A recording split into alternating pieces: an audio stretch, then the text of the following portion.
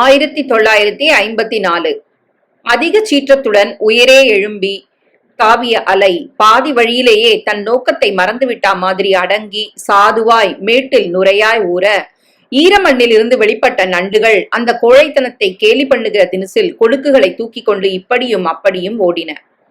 மிளகுவட சுண்டல் sir. வயசான கிழவர் ஒருவர் பட்டையாய் விபூதி இட்டுக்கொண்டு நடுங்கும் குரலில் வினவ, ஆளுக்கு 2 வடையும் ஒரு சுண்டல் பொட்டலும் கொடுங்க என்றான் காசிநாதன். எனக்கு வேணாம் காசி. ஏன் வேணாம்? இப்ப இத தின்னா ராத்திரி சாப்பாடு செல்லாது. ஆமா, ஹாஸ்டல்ல வடை பாயாசத்தோட விருந்து காத்துக்கிட்டு இருக்கு.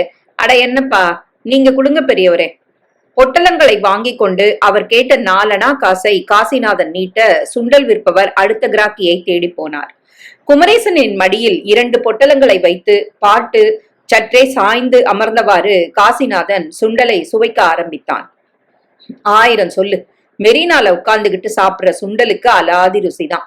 காத்த அனுபவிச்சுக்கிட்டு வர்றவங்க போறவங்களை பார்த்துக்கிட்டு சாப்பிடறப்ப உண்டாகிற குஷி வேற எங்க வருது சொல்லு. குமரேசன் அவன் கேள்விக்கு பதில் கூறாமல் மிளகு வடையை கடித்தான். அங்க பாரு குமார். ஒருவித பரபரப்புடன் எழுந்து உட்கார்ந்து சின்ன குரலில் காசிநாதன் பேச அவன் காட்டிய திசையில் குமரேசன் பார்வையை வீசினான். 4-5 பெண்கள் இரட்டை பின்னலும் காற்றில் சடசடக்கும் தாவணியுமாய்.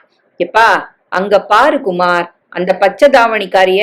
பொன் படத்துல வைஜெயந்தி மாலா அகில பாரத பெண்கள் திலகமாயின்னு பாடிக்கிட்டு டாக் டாக்னு வர்றாப்பாரு. நல்ல உயரம்பா. என்னவோ ஏதோ வென்று நடந்து செல்பவர்கள் மேல் அரை நிமிடம் கவனத்தை பாயவிட்ட குமரேசன் ஒருவித வெறுப்புடன் தலையை குனிந்து கொண்டான். வர வர இதே வேலையாக போய்விட்டது இந்த காசிக்கு.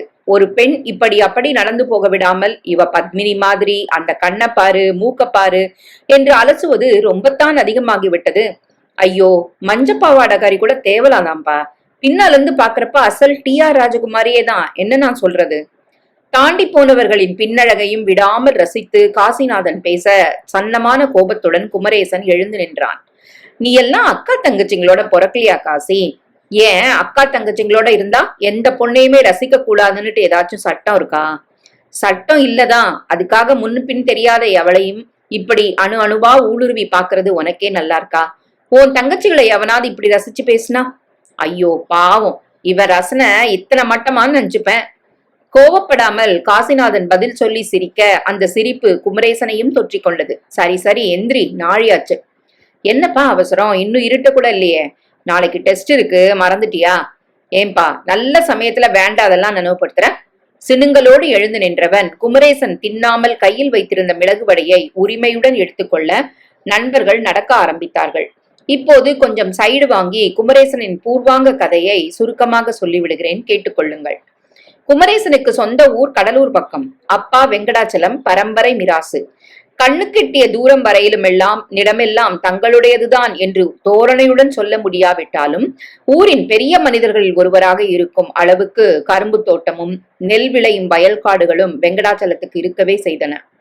வெங்கடாச்சலம் பரிமளம் தம்பதிக்கு மொத்தம் 4 குழந்தைகள். 2 பிள்ளைகள் 2 பெண்கள். தலைச்சன் பிள்ளை நம் கதாநாயகன் குமரேசன் தான். அடுத்து தங்கை பூங்கோதை, 3வது தம்பி கண்ணப்பன், கடைக்குட்டி தங்கை பிரேமா.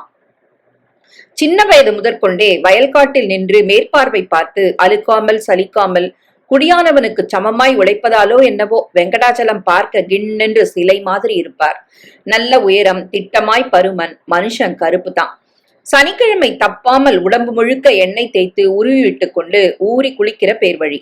அதே கோலத்தில் 2-3 மணி நேரம் வாசலில் வளைய வந்தால் கோவிலில் எண்ணெய் காப்பிட்ட பெருமாள் சிலை ஞாபகம்தான் யாருக்குத்தான் வரும்.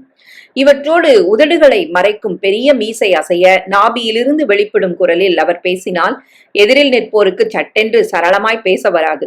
2 வார்த்தைகளை முழுதாய் சொல்லி முடிப்பதற்குள் வேண்டாத பயத்தில் தொண்டை செம்மி போகும். இந்த பயத்தின் காரணமாய்த்தான் பள்ளி இறுதி படிப்பை முடித்த கையோடு மேலே கல்லூரியில் படிக்க விரும்புவதை பெற்றோரிடம் எடுத்துச் சொல்லி சம்மதம் பெற தெரியாதவனாக போனான் குமரேசன். அம்மாவிடம் தனிமை கிடைத்த போது முணுமுணுத்து பார்த்தான். அவளும் தனக்கு தெரிந்த வகையில் புருஷனிடம் இது குறித்து பேசவே செய்தாள். ஆனா என்னது, மேல படிக்கணுமா? எதுக்கு? படிச்சு என்னத்தை சாதிக்க போறான்? வேண்டாத பேச்ச மறந்துட்டு ஒழுங்கா தோட்டம் வயலை கவனிக்க சொல்லு போதும் என்று எடுத்த எடுப்பிலேயே தீர்மானமாய் பேசிவிட குமரேசனின் கல்லூரி படிப்பு ஆசை முளையிலேயே கிள்ளி போடப்பட்டது. 2 வருடங்களுக்கு அப்பாவின் எதிர்பார்ப்பை பொய்க்காமல் ஒழுங்காய் விவசாயம் தவிர வேறு எந்த நினைப்பும் இல்லாமல் நடந்து கொண்டாலும் ராத்திரி தூங்க முடியாமல் காலேஜ் மேல் படிப்பு என்று அடிமனதில் எழுந்த முணுமுணுப்பை அவனால் அடக்கத் தெரியாது போனது உண்மை. குமரேசனுக்கு 18 முடிந்து 19 நடக்கையில் அவனுடைய நல்ல காலம். வீட்டுக்கு பட்டாளத்து மாமா ராணுவத்திலிருந்து ரிட்டையர் ஆகி வந்து சேர்ந்தார். மனுஷர் சரியான யமகாதகர். பட்டாளத்தில் உறக்க ஆணையிட்ட மாதிரியே யார் எவர் என்று பார்க்காமல் குரலை உயர்த்தி பேசுவார். புத்தி கூர்மை எக்கச்சக்கம். அதோடு தான் நினைத்ததை சாதிக்கும் பிடிவாதமும் சேர்ந்திருக்க வந்து இறங்கின சில நாட்களில் குமரேசனின் ஆதங்கத்தை புரிந்து கொள்ள முடிந்தவராய் அவனுக்காக தைரியமாய் வெங்கடாச்சலத்திடம் வாதாடினார். இந்த காலத்துல படிப்பு தான் பிள்ளைகளுக்கு சொத்து. மேல் படிப்பு படிக்காட்டி நாளைக்கு பிழைக்க முடியாது. விவசாயத்தை இன்னும் சிறப்பா செய்ய கல்லூரி படிப்பு உதவுது தெரியுமா? பட்டப்படிப்பு படிச்சு எத்தனையோ பசங்க பிரமாதமா விவசாயம் பண்றது எனக்கு தெரியும். காலம் மாறிடுச்சுப்பா, புரிஞ்சுக்க என்று தடாலடி அடித்து பேச எண்ணி 2 பாராயமான்கள் போவதற்குள் வெங்கடாச்சலத்திடம் சின்னதாய் மாற்றம். நீங்க சொல்றது நியாயமாத்தான் படுது மாமா. குமார் கூட பாலையாளிக்கே காலேஜ்ல சேரணும்னு விருப்பப்பட்டான். நான் தான் பெட்டியாகப்பாம்னு தடுத்துட்டேன். இப்ப வயசாயிடுச்சு. இதற்கும் பட்டாளத்து மாமா பதிலை தயாராக வைத்திருந்தார். அப்ப என்னப்பா பெருசா வயசாயிடுச்சு? 18 தானே. வர்ற வருஷம் சேர்ந்தா கூட 4 வருஷம் படிச்சுட்டு 23க்குள்ளார ஊரோட வந்துட மாட்டானா? 23 வயசு வரைக்கும் கல்யாணம் கட்டி வைக்காம படிக்க வச்சா சிரிக்க மாட்டாங்களா மாமா? எவன் சிரிப்பான்? ஏன் சிரிப்பான்? சிரிக்கிறவனை காட்டு, பல்ல தட்டி கையில கொடுத்துட்றேன். இன்டர் முடிக்கட்டும், அப்பால நீ கல்யாணம் பண்ணி வையன். யார் தடுக்கிறாங்க? கல்யாணம் ஆயிட்டா படிப்பு ஏறாதா? உனக்கும் சின்ன வயசுதான். நீ நல்லா இருக்கிறப்போ விவசாயத்தை பார்க்க அவன் எதுக்கு இப்ப வெட்டியா? பிள்ளைங்களுக்கு படிப்பு தான்ப்பா சொத்து, நினைப்புல வச்சுக்க. பேச்சுக்கு பேச்சு பதில் பேசி பட்டாளத்து மாமா வெங்கடாச்சலத்தை மடக்கிவிட அந்த வருடம் தாங்க மாட்டாத சந்தோஷத்துடன் சென்னைக்கு வந்து பிரசிடென்சி கல்லூரியில் குமரேசன் இன்டரில் சேர்ந்தான். 2 வருடம் ஓடின ஓட்டம் தெரியவில்லை. இப்போது பிஎஸ்சி முதல் ஆண்டு. கோயம்புத்தூர் விவசாயம் கல்லூரியில் இடம் கிடைக்காததால் தாவரவியலை முக்கிய பாடமாக எடுத்துக்கொண்டு விட்டான். கொஞ்ச நாட்களாக வைத்திய கல்லூரியில் சேர்ந்து டாக்டராக வேண்டும் என்கிற ஆசை நெஞ்சை அடைத்து கொண்டு இருக்கிறது. ஆனால் இதை வாயை திறந்து வெளிப்படுத்தினால் எழுடா செருப்ப, விவசாயம் கவனிக்க படிக்கிறேன்னு சொல்லிட்டு இப்ப கதைய மாத்திரியா என்று அப்பா எகிரி குதிப்பார் என்கிற பயம் இருக்கிற இடம் தெரியாமல் நாக்கை அடக்கி வைத்திருக்கிறது. பார்க்கலாம். நினைத்த நினைப்பில்லாமல் இப்போது கல்லூரியில் படிக்கவில்லையா? இதே போல் நாளைக்கு இன்னும் நல்ல நேரம் கூடி வந்தால் அப்பாவாகவே விவசாயம் என்னடா விவசாயம், நீ நல்லா படிச்சு டாக்டராகு, அதான் எனக்கு பெருமை என்று சொல்ல மாட்டாரா? இருக்கவே இருக்கிறார் பட்டாளத்து மாமா. ஊருக்கு உழைக்க ஒரு டாக்டர் வேண்டாமா மாமா என்று பக்குவமா எடுத்து சொன்னால் அப்பாவிடம் நமக்காக வாதாட மாட்டாரா? என்ன அவசரம்? பிஎஸ்சியை முடித்துவிட்டு கூட வைத்திய கல்லூரியில் சேரலாமே. என்னப்பா யோசனை? கூட நான் வர்றது ஞாபகம் இல்லாம? காசிநாதன் தோள்மேல் கை வைத்து வினவ குமரேசன் புன்னகைத்தான். பாத்தியா, சொல்லணும்னு நினைச்சேன், மறந்துச்சு. காசினோல அருமையான இங்கிலீஷ் படம் ஓடுதான். நீச்சல் குழு என் டாப்பா இருக்கான். வார்டனுக்கு தெரியாம நைஸா நைட் ஷோ போயிட்டு வரலாமா? திரும்ப திரும்ப பெண்கள் சினிமா என்ற வட்டத்திலேயே சுழன்று வருவது அடங்கி இருந்த எரிச்சலை தலை தூக்க செய்ய, உனக்கு தான் வேற வேலை இல்லைன்னா எனக்கும் அப்படியே நினைச்சியா? தானா திருந்த மாட்டேன். எக்கேடும் கெட்டுப்போ. எனக்கு என்ன? நீங்கள்லாம் ஏன் தான் காசை கரியாக்கிக்கிட்டு காலேஜ்ல படிக்க வரீங்களோ என காசிநாதன் தோள்களை உலுக்கி உதட்டை பிதுக்கினான். சரியான சன்னியாசிப்பா நீ. ரோஷம் இல்லாம ஒன்னண்டே வந்து முட்டிக்கிறேன் பாரு, தப்புதான். நீ வராட்டி என்ன? நாகு ரெடியா நிப்பான். நாங்க ஜாலியா போயிட்டு வரோம். நீ புஸ்தகங்களை கட்டிட்டு மாறடி. அன்றைக்கு சொன்னபடி காசி நாகுவுடன் சினிமாவுக்கு திருட்டுத்தனமாக செல்ல தப்பாமல் மறுநாள் டெஸ்டுக்கு கர்ம சிரத்தையாய் இரவு 11 மணி வரைக்கும் குமரேசன் படித்தான். இப்படி எந்நேரமும் புத்தகம் படிப்பு தவிர வேறு எதுவும் நினைப்பில் பதியாமல் நாட்களை ஓட்டின குமரேசன் திடுமென ஒரு நாள் தலைகால் புரியாமல் காதல் வய போட்டு போனது விந்தையிலும் விந்தையான சமாச்சாரம் இல்லாமல் வேறென்ன? கல்லூரி திறந்து கிட்டத்தட்ட 2 மாதங்கள் ஆக போகும் தருணம். மணி அடித்து அவரவர் வகுப்புகளில் அமர்ந்தாகிவிட்டது. வகுப்பு ஆசிரியர் அட்டெண்டன்ஸ் எடுத்துக் கொண்டிருக்கையில் பியூன் உள்ளே நுழைந்தான். பின்னோடு மகா தயக்கத்துடன் ஒரு பெண். விழிகளை உயர்த்தி வந்தவளை ஏறிட்ட குமரேசன் மின்சார அதிர்ச்சிக்கு உள்ளானான். திடீரென்று தென்றல் வீசியது. முழு நிலவு தங்கத்தாம்பாளமாய் ஜொலித்தது. பன்னீர் சிதறலாய் மழை தூறியது. இதமாய் உதய சூரியனின் சிவப்பு கிரணங்கள் சுற்றிலும் படர்ந்தன. வானவில் முளைத்தது. நட்சத்திரங்கள் கண்களை சிமிட்டின. அறைக்குள் மலர்கள் புஷ்பித்தன. குயில் பாடியது. மூச்சு திணறியது. மார்பு கூட்டுக்குள் இதயம் எகிரி குதித்தது. புதிதாக கல்லூரியில் சேர்ந்திருக்கும் பெண், பெயர் சுமதி, வகுப்பில் கொண்டுவிட்டு வர முதல்வர் சொன்னார் என்று கூறி பியூன் நகர்ந்ததோ ஆசிரியர் அவளை உள்ளே வரச் சொல்லி வகுப்பில் ஏற்கனவே இருந்த மாணவிகள் அருகில் அமரச் செய்ததோ காதில் விழாமல் வந்தவளை கண்சிமிட்ட வெறித்தான் குமரேசன். பிரமித்தான். யார் இவள்? ஏன் இவளை பார்த்ததும் இப்படி பொறி கலங்கி போகிறது? முன்பே பரிச்சயமானவளாக படுகிறாளே. எங்கே சந்தித்துகிறேன்? எப்போது பழகினேன்? படிச்சென்று ஆண்டாளின் பாசுர வரிகள் மனதுக்குள் மின்ன, கண்கள் பனித்து போயின, கைவிரல்கள் நடுங்கின. உண்மையாகவா? பிறவி பிறவியாக நான் இவளை அறிவேனா? இதுதான் இந்த கொந்தளிப்பா? தெளிவாக எதுவும் யோசிக்க முடியாமல், பேச முடியாமல், புத்தியும் வாயும் செயலிழந்து போக, விவரிக்க இயலாத உணர்ச்சி ஒன்றை அந்த கணத்தில் இருந்து குமரேசன் அனுபவிக்க தொடங்கினான். புத்தகத்தை பிரித்தால் சுமதி, சாப்பிட உட்கார்ந்தால் சுமதி, குளியல் அறைக்கு சென்று ஒரு சொம்பு தண்ணீரை எடுத்து ஊற்றிக்கொண்டால் சுமதி, உறங்க கண்களை மூடிக்கொண்டால் சுமதி. 4 நாட்கள் செல்வதற்குள் இது நிச்சயமாக உடம்பு சம்பந்தப்பட்ட சமாச்சாரம் இல்லை, ஜென்ம ஜென்மமாய் தொடர்ந்து வரும் பிணைப்பு என்று சத்தியமாய் நம்ப முடிய, தன்னுள் பிரசவித்து விட்ட காதலை மெதுவாக காசிநாதனிடம் வெளிப்படுத்தினான். மணலை கையால் அலைந்தபடி சுவாரஸ்யமில்லாமல் கேட்க துவங்கிய காசி விவரத்தை கேட்டதும் கைகளை தட்டி கொண்டு கேலி பண்ண முனைந்தவன் குமரேசனின் முகச்சிவப்பையும் கண்களில் தென்பட்ட பிரகாசத்தையும் கண்டு அடங்கி போனான். என்ன சொல்ற குமார், நீ நம்புறது கஷ்டமாத்தான் இருக்கும், ஆனாலும் உன்கிட்ட சொல்லாம இருக்க முடியல. புதுசா வந்திருக்காளே சுமதி, அவளை நான் மனப்பூர்வமா காதலிக்கிறேன் காசி. விளையாடாத குமார், இதுல விளையாட்டு என்ன? அப்படி விளையாடுற ரகம் நான் இல்லைங்கிறது உனக்கு தெரியும். பொண்ணுங்களை பத்தி பேசினாலே வள்ளுன்னு விளறவன் இப்படி பல்ட்டி அடிச்சா நம்ப முடியே. உடம்பு சரியா இருக்கா குமார்? 1 வாரமாவே நீ சரியா சாப்பிட்றது இல்ல, பிரளயம் பிடிச்சாப்புல இருக்க. கேட்டா சரியா பதில் சொல்லாம முழுப்புன. உடம்புக்கு ஒண்ணும் இல்ல காசி, சுமதிய பார்த்தனால மனசுதான் என் வசம் இல்ல. என்ன அதிசயம்பா இது! உன்னை இப்படி மயக்கி தள்ளுற அளவுக்கு அவ ஒரு பேரழிய கூட இல்லையே. என் கண்ணுக்கு சுமதி பேரழகிதான். எங்க சொந்தம் இந்த பிறவியோட முடிகிற விஷயம் இல்லைனாலும் ஜென்ம ஜென்மமா அவ எனக்கு சொந்தமா இருக்கான்னு தோணுது காசி. பரவசத்துடன் குமரேசன் ஆகாயத்தை வெறித்து கொண்டு பேச காசிநாதன் கொஞ்சம் பயந்து போனான். டாக்டர்கிட்ட போலாமா குமார்? எதுக்கு? உனக்கு உடம்பு சரியில்லாத மாதிரி தோணுதுப்பா. பதில் கூறாத குமரேசன் புன்னகைத்தான். பின் மௌனத்திலும் ஆழ்ந்தான்.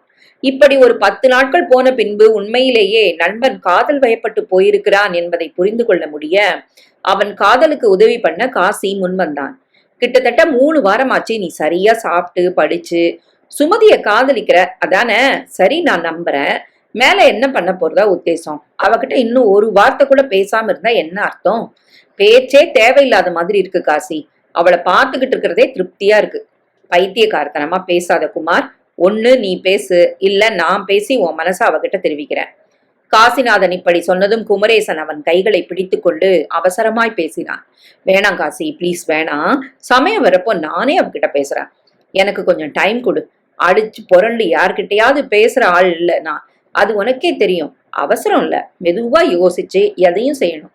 எனக்கு இருக்கிற ஒரே நண்பன்ற முறையில இத உன்கிட்ட சொன்னதை புரிஞ்சுக்கிட்டு வேற யார்கிட்டையும் என் காதலை நீ வெளிப்படுத்தாம இருந்தன்னா அதுவே எனக்கு பெரிய உதவி. சுமதி விஷயத்த கண்டவங்க கண்டபடி கேலி பண்ணாங்கன்னா என்னால தாங்க முடியாது காசி. பிளீஸ் புரிஞ்சுக்கப்பா. காசிநாதன் புரிந்து கொண்டான். நண்பனின் வேண்டுகோளுக்கு இணங்க யாரிடமும் இது விவரமாய் வாயை திறக்காமல் இருக்க, காசிநாதன் ஒருவனை மட்டுமே சாட்சியாக கொண்டு குமரேசனின் ஒருதலை காதல் நாளொரு மேனியும் பொழுதொரு வண்ணமாக வளர்ந்து அடுத்து வந்த நாட்களில் ரொம்பவும் தான் தீவிரப்பட்டு போனது. குமார், நீ பண்றது உனக்கே நல்லா இருக்கா? அப்படி என்னப்பா தப்பு பண்ணிட்டேன்? அரையாண்டு பரீட்சை முடிஞ்சு எல்லாரும் ஊருக்கு கூட புறப்பட போறோம். இன்னும் உன் காதல சுமதி கிட்ட தெரிவிக்காம இருக்கிறது வேடிக்கையா படலையா? எனக்கு படலையே. ஏதாவது கேட்டா வாயில கொழுக்கிட்ட வச்சிருக்கிற மாதிரி முக்காவாசி நேரமும் கம்முன்னு இருந்துடுற. இல்லனா எடக்கா பேசி என் வாயை அடைப்ப. சரியான விளக்கண்ணப்பா நீ. குமரேசன் வாய்விட்டு சிரித்தான். நான் இப்படி இருக்கிறது எனக்கு பிடிச்சிருக்கே காசி. எப்படி இருக்கிறது?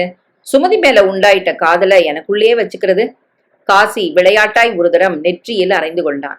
உன் நடவடிக்கையை பார்த்தா ஒரு சமயம் பாவமா இருக்கு, இன்னொரு தரம் சிரிப்பு தான் வருது. அப்படின்னா நீ புரிஞ்சுக்கிட்டது அவ்வளவுதான். காசிநாதன் நெருங்கி வந்து குமரேசனின் தோளில் கை வைத்தான். அழுத்தமாய் பார்த்தான். தீவிரமா நினைச்சு பார்த்தா நீ சும்மானாலும் என்னை டபாய்க்கிற மாதிரி கூட படுது குமார். சுமதி பேர்ல அன்பு வச்சிருக்கிறது மாதிரி நடிக்கிறியோன்னு கூட. குமரேசனின் முகத்தில் இப்போது வருத்தம் வெளிப்படையாக தெரிந்தது. உன்னாலையுமா என்ன புரிஞ்சுக்க முடியல காசி? புரிஞ்சுக்க முயற்சி தான்ப்பா பண்றேன். ஆனா நீ இடம் கொடுத்தாதானே. கிட்டத்தட்ட 3 மாசத்துக்கும் மேலேயே ஆயிடுச்சு. மூச்சுக்கு 300 தரம் சுமதி சுமதின்னு ஜபம் பண்ற. அவளை நினைச்சு உருகுற, ஆனா கிட்ட நெருங்கி போக பயப்படுற. இது ஏன்? சத்தியமா எனக்கு புரியல குமார். குமரேசன் பார்வையை தழைத்து கொண்டு வேட்டியில் இருந்த சுருக்கத்தை நீவி விட்டான். பயமா இருக்கா குமார்? உன் காதலை எப்படி வெளிப்படுத்துறதுன்னு தயக்கமா இருக்கா? இல்லை என்று குமரேசன் தலையசைத்தான். உன்னை அவ விரும்புறாளா இல்லையான்னு யோசனையா இருக்கா? இதற்கும் குமரேசன் இல்லை என ஆத்திரத்துடன் காசிநாதன் கத்தினான். எது கேட்டாலும் இல்ல இல்லன்னா ஏதாவது ஒரு காரணம் இருந்துதானே ஆகணும். எதையும் சட்டுன்னு வெளிப்படையா பேசுறது என் குணம் இல்ல காசி. அதான் என்ன கொஞ்சம் கட்டி போட்டிருக்கு. கொஞ்சமா நாராயணா, 3 மாசங்கிறது கொஞ்சமா? குமரேசன் அவனை பரிதாபமாக ஏறிட்டான். ப்ளீஸ் அவசரப்படுத்தாத காசி, இன்னும் வேணா டைம் இருக்கேன்ப்பா. இந்த வருஷம், அடுத்த வருஷம் பூரா. அது சரி, இப்ப தைரியம் வராதவனுக்கு அப்ப மட்டும் வரப்போகுதுன்னு என்ன நிச்சயம்? வரும், நல்ல நேரம் வந்தா எல்லாம் தன்னால கூடி வரும். எனக்கு அந்த நம்பிக்கை இருக்கு. 2 நிமிடங்கள் மௌனித்து தன் கோபத்தை காசிநாதன் வெளிப்படுத்த அதை லட்சியம் செய்யாமல் குமரேசன் ஆர்வத்துடன் பேசினான். நீ போட்ட சத்தத்துல முக்கியமானதை மறந்துட்டேன் காசி. இன்னைக்கு என்ன நடந்துச்சு தெரியுமா? சுமதி தானாவே வலிய உன்னண்ட வந்து ஐ லவ் யூ குமார்னு சொன்னாளா? கேலி பண்ணாம கேளுப்பா. பிராக்டிக்கல் வகுப்புல என் ரெக்கார்ட் நோட்டை லெக்சரர் பிரிச்சு காட்டி எவ்வளவு சுத்தமான வேலை பாருங்க, இந்த மாதிரியே எல்லாரும் செய்ய முனையணும்னு சொன்னார் காசி. அப்போ வரிசையில இருந்த சுமதி திரும்பி என்னை பார்த்து பெருமையா புன்னகச்சாப்பா. காசிநாதன் 2 கைகளையும் தட்டி 4 தரம் குதித்தான். எப்பாடி, எத்தனை பெரிய விஷயம் இது! சுமதி சிரிச்சுட்டா. இனிமே உனக்கு சொர்க்கம்தான் போ. விளையாடாத காசி. பின்ன என்னப்பா, ஆம்பளையா லட்சணமா அவட்ட போய் நான் உன்னை காதலிக்கிறேன்னு தைரியமா சொல்லணும். அதுவும் இல்லாட்டி மலமளன்னு காகிதத்தை எடுத்து கச்சிதமா 10 வரியில மனசு திறந்து காட்டிடணும். எதுவும் செய்யாம புன்னகைச்சா திரும்பி பார்த்தான்னு என்ன அசட்டுத்தனம் இதெல்லாம் குமார்? குமரேசன் மெல்லியதாக புன்னகைத்தான். எனக்கு அசட்டுத்தனமா படல காசி. படிப்படியா சுமதி என்ன புரிஞ்சுக்கிறதத்தான் நான் விரும்புறேன். எனக்குள்ள ஒரு மின்னல் அடிச்சா மாதிரி அவளுக்குள்ளேயும் தோணி இருக்கணும்னு எதிர்பார்க்கறது நியாயமா படல? என்னை பிடிக்கணும், என் மேல மதிப்பு வைக்கணும். மெதுவா அந்த பிடிப்பும் மதிப்பும் காதலா மாறணும். இப்படி நிதானமான ஒரு மாற்றம் தான் சுமதிட்ட வரணும்னு நான் விரும்புறேன். அடிச்சு பிடிச்சு சாகசம் செஞ்சு அவ மனசை கவர எனக்கு தெரியாது. என் குணம் அமைதியா இருக்கிறது தான். அவ தானா என்கிட்ட வருவாங்கிற நம்பிக்கை எனக்கு இருக்கு. இத புரிஞ்சுக்கிட்டு நீயும் பொறுமையா இருந்தா நான் ரொம்ப சந்தோஷப்படுவேன் காசி. இந்த பேச்சு நடந்த 2ஆம் நாள் விடுமுறை துவங்க அவரவர் ஊருக்கு கிளம்பி போனார்கள். தென்னந்தோப்பில் பம்செட் கொட்டகையில் அமர்ந்து தனிமையில் குமரேசன் சுமதியோடு சம்பந்தப்பட்ட சம்பவங்களை நினைத்து பார்த்து பரவசப்பட்டான். ஒரு நோட்டு புத்தகத்தை எடுத்து ஒவ்வொரு நாளும் சுமதி தன்னை அலங்கரித்து வந்த விதங்களை ஞாபகப்படுத்தி குறித்து வைத்தான். கருப்பில் வெள்ளை, கிரீம் நிற சின்ன சின்ன மத்தாப்பூக்கள் சிதறும் புடவை, வெள்ளை ஜாக்கெட், இரட்டை பின்னல், கைகளில் கருப்பு கண்ணாடி வளையல்கள், மஞ்சள் பூ போட்ட வாயில் புடவை, மஞ்சள் ரவிக்கை, இரட்டை பின்னல், ஒற்றை ரோஜா, கருப்பு சாந்து பொட்டு, காதுகளில் வளையங்கள், வெள்ளையில் சிவப்பு பார்டர் போட்ட புடவை, சிவப்பு ரவிக்கை, கனகாம்பரம் சிவப்பு திலகம், இடது கையில் வாட்ச், வலது கையில் சிவப்பு கண்ணாடி வளையல்கள். அப்புறம் இதே ரீதியில் எந்தெந்த நாட்களில் சுமதி தன்னை பார்த்து சிரித்தாள், பேசினாள் என்ற விவரம் இன்னொரு பக்கத்தில். குறிப்பெடுக்க நோட்ஸ் கொடுத்த அன்று மென்மையான புன்னகையுடன் தேங்க்ஸ், கீழே விழுந்துவிட்ட கர்ச்சீஃபை எடுத்து நீட்டியதும் சொன்ன நன்றி, பிராக்டிக்கல் வகுப்பில் உதவியதும் அழகாய் சிரித்து மறுபடியும் தேங்க்ஸ், பரீட்சைக்கு முன்பு இவன் பெஸ்ட் ஆஃப் லக் கூறியதும் நன்றி கூறி பதிலுக்கு விஷ் செய்தது, ஊருக்கு புறப்படுவதற்கு முதல் நாள் அவளாகவே வலிய குட் மார்னிங் கூறியது. இவை தவிர பாக்கி பக்கங்களை சுமதி சுமதி என்று ஸ்ரீராம ஜெயம் எழுதுவது போல சிரத்தையுடன் எழுதி நிரப்பினான். புது வருடம் பிறந்த நிமிடத்துக்காக கண் விழித்து காத்திருந்து சுமதிக்கு புத்தாண்டு வாழ்த்துக்களை தெரிவித்தான். 1955. பெற்றவர்கள் இந்த காதலை ஏற்பார்களா மாட்டார்களா என்ற நினைப்பு துளியும் இல்லாமல் சுமதியை தவிர வேறு பிரஜை எதுவும் எழாதவனாய் அந்த 10 நாட்களையும் கழித்துவிட்டு மீண்டும் சென்னைக்கு புறப்பட்ட போது சீக்கிரமே அவளிடம் மனம் விட்டு பேசிவிட வேண்டும் என்கிற ஆர்வம் மனதில் ஏகத்துக்கு பூத்திருந்தது. இதற்கு தூண்டுகோலாக அமைகிற விதத்தில் வகுப்பில் நுழைந்ததும் அத்தனை மாணவ மாணவிகள் இருக்கையில் கண்களில் ஏராளமான மலர்ச்சியை ஏந்தி கொண்டு இவனை நோக்கி சுமதி வந்தாள். Happy new year Kumaresan. புது வருஷம் நல்ல விதமா பிறந்துச்சா? விடுமுறையை எப்படி கழிச்சிங்க? தயக்கம் இல்லாமல் இதற்கு முன் சரளமாய் பழகியுள்ள தினசில் சுமதி பேச குமரேசன் ஸ்தம்பித்தான். இதயம் தொண்டை வரையில் தையா தக்கா என்று குதித்தது. வண்ண மயில் ஒன்று கண்முன் தோகை விரித்தாடியது. உடம்பு லேசாகி காற்றில் பறந்தது. அடிவயிற்றிலிருந்து குபீரென்று நீரூற்று விதவிதமான நிறங்களில் உயரமாய் பீரிட்டது. உருப்படியாய் பதில் பேச தெரியாமல் எக்கச்சக்க பரவசத்தில் அவன் மூழ்கி இருக்க, உங்க ரெக்கார்ட் புக்கு கொஞ்சம் தரீங்களா? 2 நாள்ல கொடுத்துடுறேன். லீவ்ல உறவுக்காரங்க கல்யாணத்துக்காக ஊருக்கு போயிட்டோம். பாட சம்பந்தமா எந்த வேலையும் பண்ண முடியல என்று சுமதி கூற, நாக்கை தேடி பிடித்து அதுக்கு என்னங்க தரேன் என்றவன் வகுப்புக்கு மட்டம் போட்டுவிட்டு உடனே ஹாஸ்டலுக்கு போய் ரெக்கார்ட் நோட்டை எடுத்து வந்து அவளிடம் நீட்டினான். அன்று முழுவதும் குமரேசன் எங்கோ மிதந்து கொண்டிருந்தான். வானவில்லில் ஊஞ்சல் கட்டி ஆடினான். சந்திரனில் உலாவினான். நட்சத்திரங்களை பறித்து மாலையாக கோர்த்தான். மதிய உணவு நேரத்திலையும் சாயங்காலமும் ராத்திரியும் கூட அவ என்கிட்ட தனியா நின்னு நீளமா பேசினா காசி. 10 நாள் பிரிஞ்சிருந்தது கஷ்டமா இருந்த மாதிரி கண்ணை பளபளன்னு வச்சுக்கிட்டு புது வருஷ வாழ்த்து சொன்னா காசி. அவளும் என்ன விரும்புறாதான் எனக்கு புரிஞ்சு போச்சு என்று குரலில் படபடப்புடன் திரும்ப திரும்ப கூறி மகிழ்ந்தான். காசிநாதன் அப்படியொன்று பெருமூச்சு விட்டான். அப்பாடி என்று பெருமூச்சு விட்டான். அப்போ சட்டுப்புட்டுன்னு விஷயத்த சொல்லி தெளிவாக்கிட வேண்டியதானே அடுத்த கட்டம்? செய்ய வேண்டியதுதான். ஆனா உடனே வேணாம். ஆக்க பொறுத்தவன் ஆற பொறுக்காட்டி இப்படி 2 நாள் போட்டோம். ரெக்கார்ட் புக்கை திருப்பி தருவா பாரு, அப்ப நைஸா பேசிடுறேன், சரியா? அடுத்து வந்த 2 நாட்களும் காசிநாதனை முன்னால் வைத்துக் கொண்டு சுமதியிடம் எவ்வாறு தன் காதலை வெளிப்படுத்துவது என்பதற்கு ஒத்திகை பார்த்தான். மென்மையான வார்த்தைகளை தேர்ந்தெடுத்தான். குரலை இதமாக்கி கொண்டான். யோசித்து நிதானமாக பேசினான். தன் வார்த்தைகளை கேட்டு சுமதி என்ன பதில் கூறுவாள், எப்படி கன்னம் சிவந்து வெட்குவாள் என்று கற்பனை பண்ணி பார்த்து புலாங்கிதம் அடைந்து தயக்கத்தை உதறிவிட்டு தன்னம்பிக்கையை வளர்த்து கொண்டு அந்த தருணத்துக்காக குமரேசன் காத்திருந்த போது 2ஆம் நாள் காலை அந்த தந்தி வந்தது. அப்பாவின் உடல்நிலை கவலைக்கிடம் உடனே வரவும். 3 நாட்கள் முன்பு ஊரை விட்டு புறப்படுகையில் சட்டமாயிருந்த மனிதருக்கு திடுமென என்ன வந்தது என்று புரியாத கலவரத்துடன் போட்டது போட்டபடி உடனே முதலில் பஸ்ஸில் குமரேசன் ஊரை பார்க்க ஓடினான். உடம்புக்கு முடியவில்லை. காய்ச்சல் என்ற அரை நாள் இத்தனை வருடங்களில் சுணங்கி படுத்திராத வெங்கடாச்சலம் நினைத்த நினைப்பில்லாமல் பொசுக்கென்று உயிரை விட்டது வேதனையிலும் வேதனை. திங்கட்கிழமை காலை வெள்ளென எழுந்து தோட்டத்துக்கு சென்று கரும்பு வெட்டுவதை கிட்டே நின்று கண்காணித்திருக்கிறார். 11 மணி சுமாருக்கு வீட்டுக்கு வந்து சாப்பிட்டு குடை பை சகிதம் இரட்டை மாட்டு வண்டியில் பயணித்து நெல்லிக்குப்பத்துக்கு சென்றிருக்கிறார். வெட்டின கரும்புகளை டிராக்டர் ஜெயிலரில் ஏற்றி கரும்பாலை சின்னான் பத்திரமாய் கொண்டு வர அருகிலேயே நின்று எடை போட்டிருக்கிறார். ஆலை அதிகாரிகளிடம் இத்தனை விளைச்சல் அது இது என்று பேசி இருக்கிறார். இந்த வேலை முடிந்து ஊருக்கு புறப்பட்ட போது இருட்டிவிட்டது. நாழியாகி விட்டதே என்கிற அவசரத்தில் வேகமாய் காலை வைத்து நடந்தவரின் பாதங்களை வாரி இறைத்திருந்த கரும்பு தோகைகள் இடறிவிட மல்லாந்து விழுந்திருக்கிறார். விழுந்த இடத்தில் கருங்கல் ஒன்று இருந்து மண்டையில் இடித்திருக்கிறது. என்னங்க சாமி என்று பதறியபடி சின்னானும் இதர ஆட்களும் தூக்குவதற்குள், அட எதுக்காக இந்த பதட்டம், எனக்கு என்ன ஆயிடுச்சு, கால் வழுக்கிடுச்சு அவ்வளவுதானே என்று கடிந்தபடி எழுந்து நின்று வண்டியை பார்க்க நடந்திருக்கிறார். இடது பக்கமாய் நெற்றிக்கு மேல் கழக்கோடி அளவுக்கு கடைத்து போயிருந்ததை கண்டு சின்னான், வைத்தியரை பார்த்துட்டு போயிடலாம் சாமி என்று சொல்லியிருக்கிறான். ஒண்ணுமில்லாத பெருசுப்படுத்தாதீங்கடா என்று சொல்லிவிட்டு வண்டியில் ஏறி ஊரை நோக்கி வந்திருக்கிறார். 1/2 மணி சென்றிருக்கும். மண்டைக்குள் ஒரு குடைச்சல், வயிற்றில் பிரட்டல். வண்டியை நிறுத்த சொல்லிவிட்டு இறங்கி வாந்தி எடுத்திருக்கலாம். முதலில் தென்பட்ட பெட்டிக்கடையில் சோடா வாங்கி குடித்து ஆசுவாசப்படுத்தி கொண்டிருக்கிறார். வீட்டுக்கு வருவதற்குள் இன்னும் 2 தரம் வாந்தியும் தலைவலியும். காலையில் 11 மணிக்கு சாப்பிட்ட பிறகு ஒன்றும் சாப்பிடாமல் இருந்தது பித்தத்தை கிளப்பி விட்டிருக்கலாம் என்று வீட்டுக்கு வந்ததும் மோர் சாதமாக கரைத்து குடித்திருக்கிறார். தலைவலிக்கு தைலம் தேய்த்து விடச் சொல்லி இழுத்து போர்த்தி கொண்டு படுத்திருக்கிறார். 10 நிமிடங்களில் மறுபடியும் வாந்தி, கண்ணில் லேசாக கருமை. உள்ளூர் டாக்டர் வந்து பரிசோதித்து விட்டு உடனடியாக கடலூர் பெரிய ஆஸ்பத்திரிக்கு அழைத்து போக வேண்டும் என்று சொல்ல ஆள் விட்டு டாக்ஸி எடுத்து வர செய்து நடு ஜாமம் தாண்டின கையோடு ஆஸ்பத்திரிக்கு போயிருக்கிறார்கள்.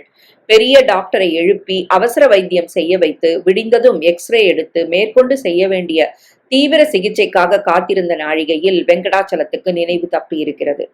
மூளையில் இரத்த கசிவு உண்டாயிருக்கிறது. நிலைமை கவலைக்கிடம் என்பது புரிந்ததும் முக்கியமானவர்களுக்கு தகவல் தெரிவிக்கும்படி டாக்டர் பணித்திருக்கிறார். உடனே தந்தி அடித்து அவசரமாக குமரேசன் புறப்பட்டு வந்தும் அவன் வந்து இறங்கும் போது பிணம் வீட்டுக்கு வந்தாயிற்று. யாருக்கு யார் ஆறுதல் சொல்வது என்று கூட புரியாமல் திகைத்து கலங்கி பரிதவித்துவிட்டு ஒரு வழியாய் பட்டாளத்து மாமாவும் இதர பெரியவர்களும் தைரியம் சொல்ல அன்று மாலை வெங்கடாச்சலத்தின் இறுதி சடங்குகள் நிறைவேறின. நன்கு வாழ்ந்தவர், ஊருக்கு பெரிய மனிதர், நல்லவர் என்கிற அந்தஸ்துடன் 16 நாள் காரியங்களும் கச்சிதமாய் நிறைவேற அதுவரை ஒருவித அதிர்ச்சியிலேயே இருந்த குமரேசன் மெதுவாக சூழ்நிலையை புரிந்து கொள்ள முயற்சித்தான். பட்டாளத்து மாமாவும் மற்ற உறவினர்களும் வீட்டுக்கு தலைமகனான அவன் இனியும் ஊர் விட்டு சென்று படிப்பை தொடர்வது சரியான காரியமல்ல என்றும் தலைச்சன் பிள்ளையின் பொறுப்புடன் அப்பா விட்டு போன குடும்ப பாரத்தை உடனடியாக ஏற்பதுதான் முறையானது என்றும் எடுத்துச் சொன்னதை மறுத்து பேசாமல் ஒப்புக்கொண்டான். நான் இருக்கம்மா, நீங்க எதுக்கும் கலங்காதீங்க. தம்பி தங்கைங்க உங்களுக்கு இனிமே நான் இருக்கம்மா என்று அம்மாவின் அருகில் அமர்ந்து உண்மையான பரிவுடன் ஆறுதல் கூறினான். நிலைமை ஓரளவு புரிப்பட்டு நிதானம் அடைந்ததும் காசிநாதனுக்கு அத்தனையும் விளக்கி கடிதம் எழுதினான்.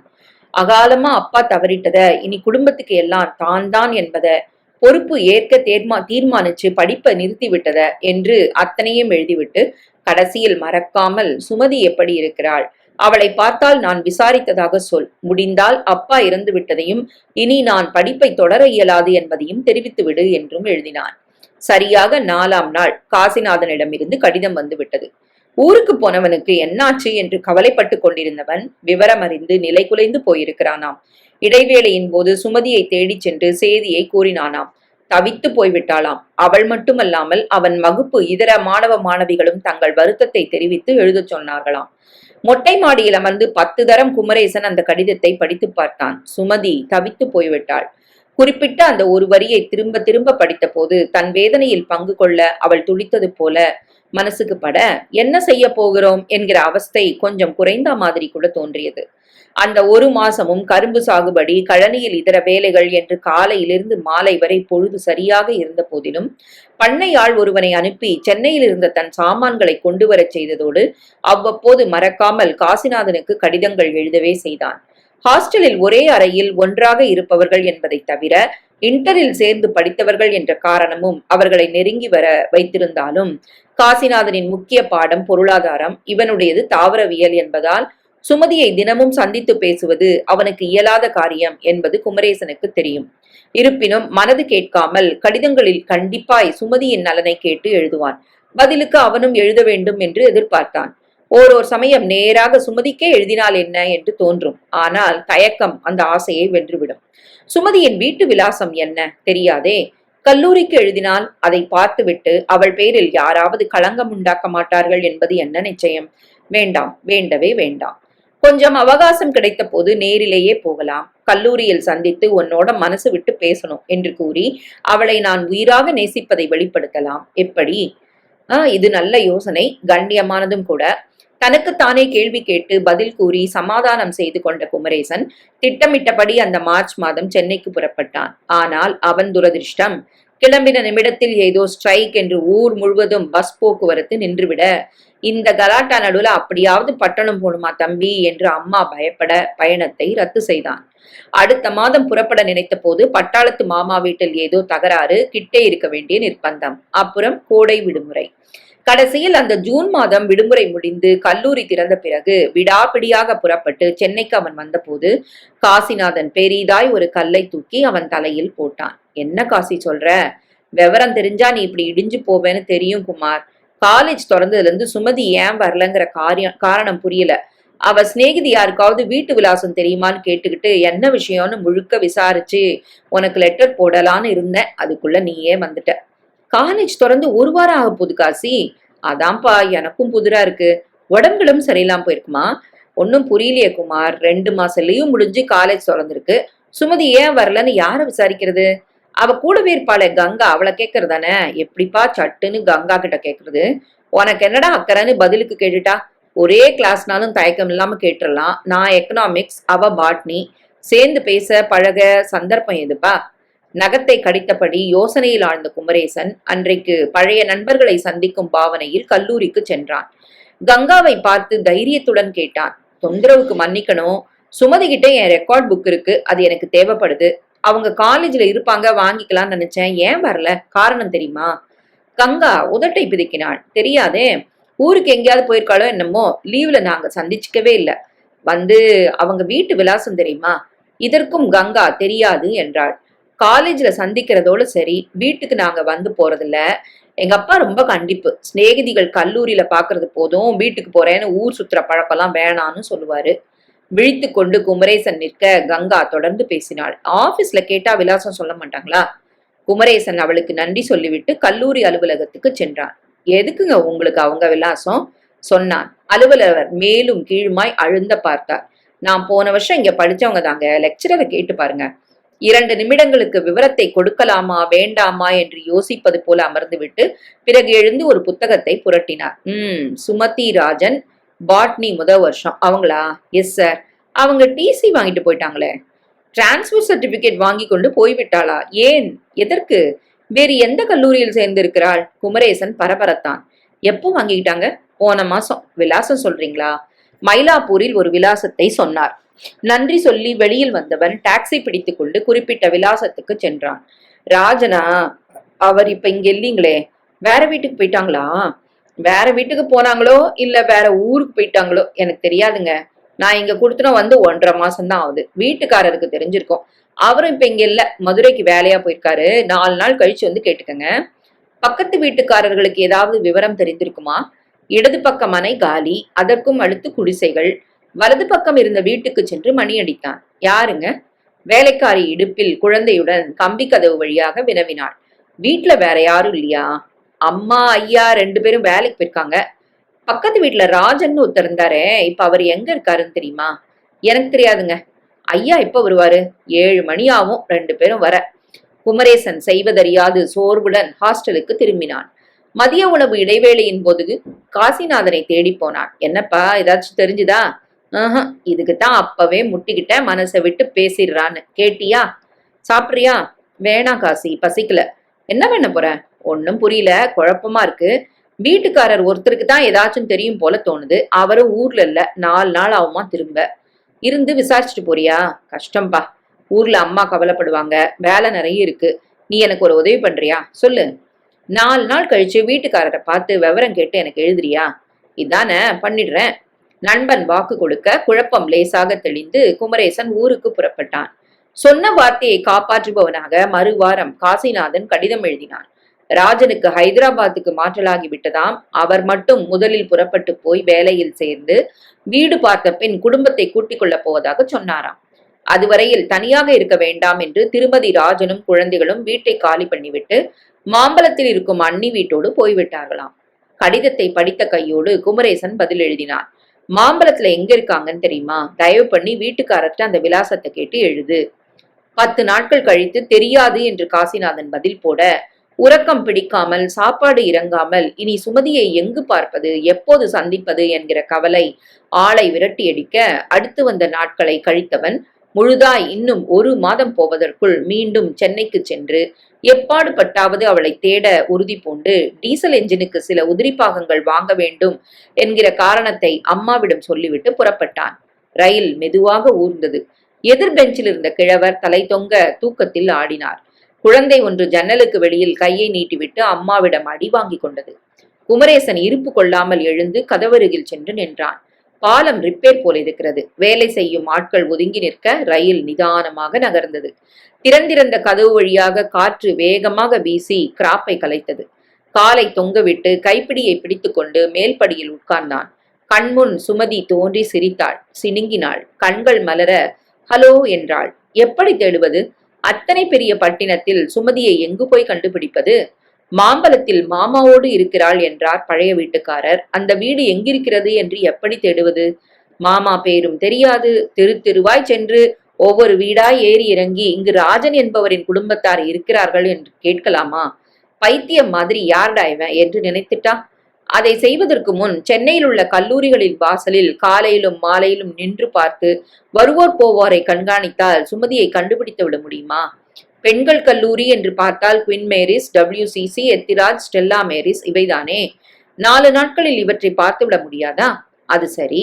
திங்களன்று குயின் மேரிஸ் வாசலில் நின்றுவிட்டு சுமதியை காணாமல் செவ்வாய் எத்திராஜுக்கு சென்று விடுகிறேன் என்று வைத்துக் கொள்ளலாம். திங்கட்கிழமை ஏதோ காரணமாய் விடுப்பு எடுத்திருந்த சுமதி செவ்வாய் குயின் மேரிஸ்க்கு வந்தால்?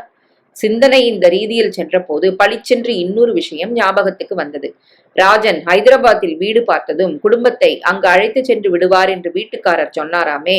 இந்த 2 மாதத்தில் அவர்கள் குடிபெயர்ந்திருந்தால்? ராஜன் எந்த கம்பெனியில் வேலை பார்க்கிறார்? அந்த விவரம் தெரிந்தால் ஹைதராபாத்துக்கு சென்று விசாரித்து பார்க்கலாமே. சென்னை வந்து சேரும் வரையில் 1000 குருட்டு யோசனைகளை பண்ணி கொண்டிருந்து விட்டு ரயிலை விட்டிறங்கியதும் காசிநாதனை காணச் செல்லாமல் நேராக மயிலாப்பூருக்கு போனான்.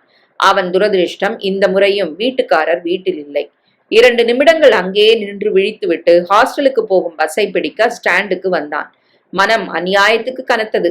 காசிநாதன் சொல்லி காட்டுவது போல தும்பை விட்டுவிட்டு வாளை பிடிக்கும் கதையாய் என்ன அவஸ்தை இது என்கிற வருத்தம் எழுந்தது. அவன் சொல்லித் தந்தா மாதிரி பளிச்சென்று முன்பே சுமதியிடம் மனதை திறந்து காட்டியிருந்தால் வம்பே இல்லையே. அவளும் நிச்சயம் என்னை விரும்பவே செய்தாள், இதில் சந்தேகமே இல்லை. வகுப்பில் யாரை பார்த்தாலும் உண்டாகாத கனிவு பிரகாசம் என்னோடு பேசுகையில் மட்டும் கண்களில் தோன்றுமா? குட் மார்னிங், புது வருட வாழ்த்துக்கள் என்று ஒரு வரி சொல்லும்போது கூட கன்னங்கள் சிவந்து போகுமே. கண்டிப்பாய் சுமதிக்கு என் மேல் தனி ஆசைதான்.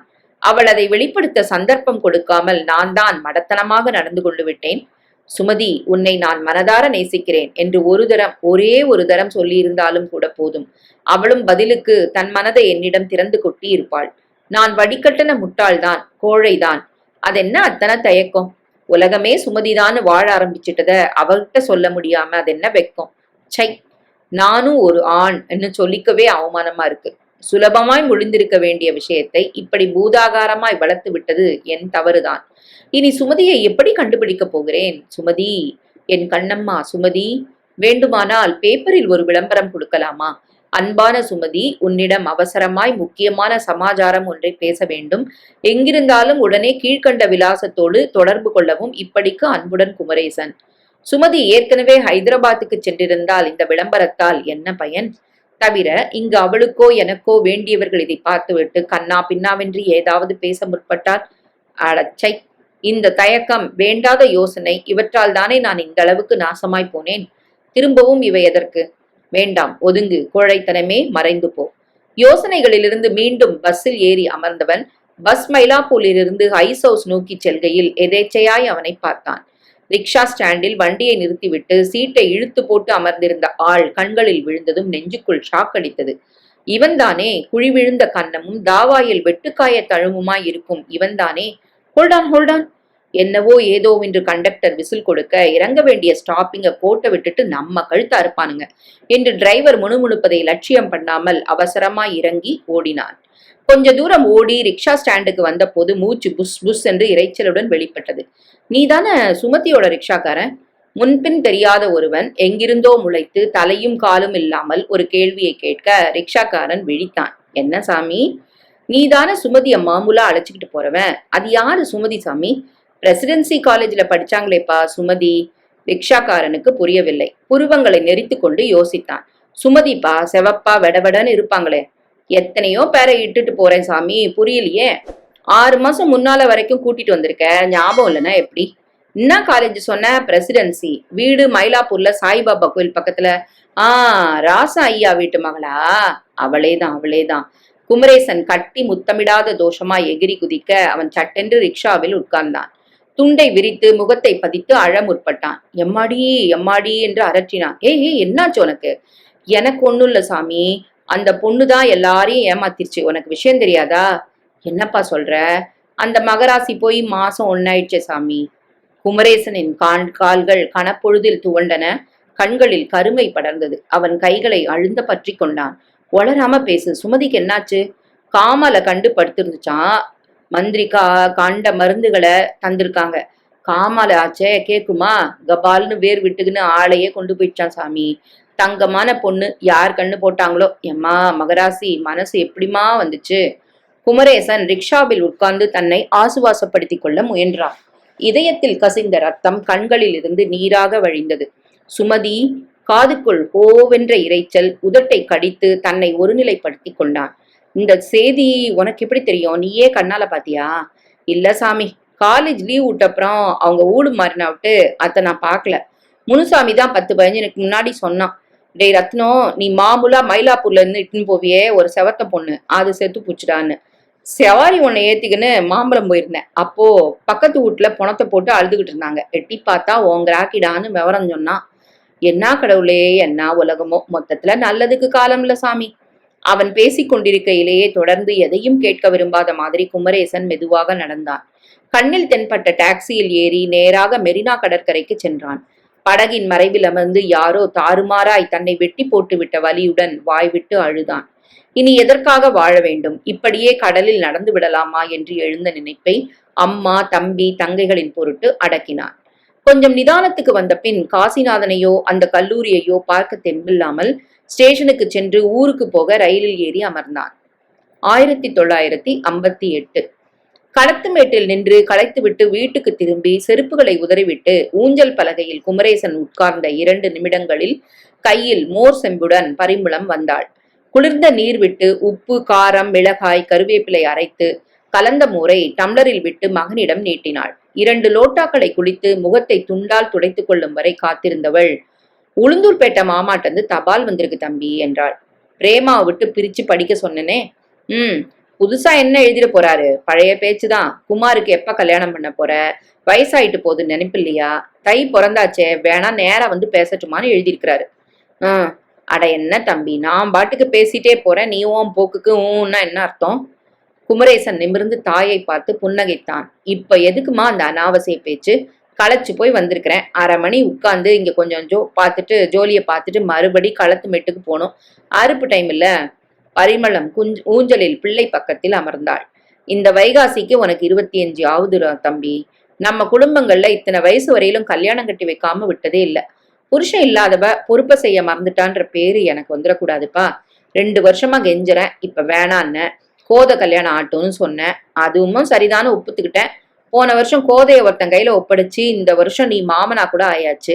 எங்க போனாலும் எவளை பார்த்தாலும் குமார் தம்பிக்கு எப்ப கல்யாணம், இன்னும் எத்தனை நாளைக்கு ஒத்தாசைக்கு மருமம் இல்லாம ஒண்டியா தெண்டடா போறேன்னு பக்கம் பக்கமா கேக்குறாங்க. நீ என்னடானா இந்த பேச்சை எடுத்தாலே முகத்தை சுணுங்குற. மனசுல என்னதான் நினைச்சிட்டு இருக்க? அதையாவது போட்டு உடைச்சிறேன் தம்பி. மிகுந்த வாஞ்சையுடன் அம்மா பேசியதற்கு தகுந்த பதிலை கூற தெரியாமல் குமரேசன் சில கணங்களுக்கு அப்படியே அமர்ந்திருந்தான். பின் தலையை குனிந்து கொண்டு மெல்லிய குரலில் பேசினான். சொல்றேன்னு வருத்தப்படாதீங்கம்மா. எனக்கு கல்யாணத்துல நாட்டமே இல்லை. என் பாட்டுக்கு இப்படியே நிம்மதியா இருக்க விட்டீங்கன்னா சந்தோஷப்படுவேன். அதை எப்படிப்பா விட முடியும்? உனக்குன்னு ஒருத்தி குழந்தை குட்டி இருக்க வேணாமா? எனக்குத்தான் நீங்க இருக்கீங்களேம்மா. நான் எத்தனை நாளைக்கு குமார்? வயசானவ. கடமையெல்லாம் முடிஞ்சிருச்சுன்னா மகராசம் போன இடத்துக்கு நிம்மதியா தலப்ப உதறிட்டு போயிடுவேன். நீ சிறுசு, வாழ வேண்டியவன். உனக்குன்னு ஒருத்தி வர்றதுதான் முறை. எனக்கு அந்த மாதிரி தோணலையம்மா. இது வெதண்டாவாதம் குமார்.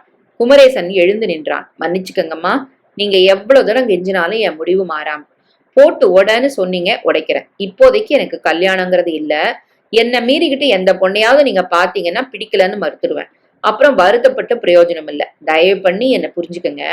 பிரேமாவுக்கும் வயசு 17 ரொம்பிடுச்சு. முதல்ல அவளுக்கு ஒரு நல்ல வரனா பார்த்து முடிக்கலாம்.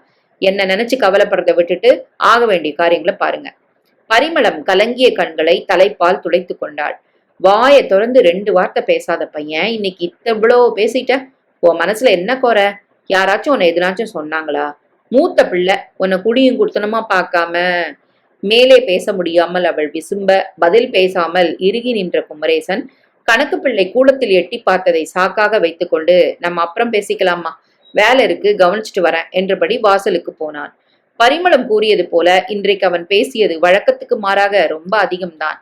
ஆதியிலிருந்தே யாரிடமும் எதுவும் நின்று வம்படிக்கும் சிரிக்கும் பழக்கம் இல்லை என்றாலும் சுமதியின் மறைவு அவனை ஏகத்துக்கு தாக்க இருந்த கொஞ்ச நஞ்ச பேச்சும் கலகலப்பும் கூட மறைந்து போனதுதான் உண்மை.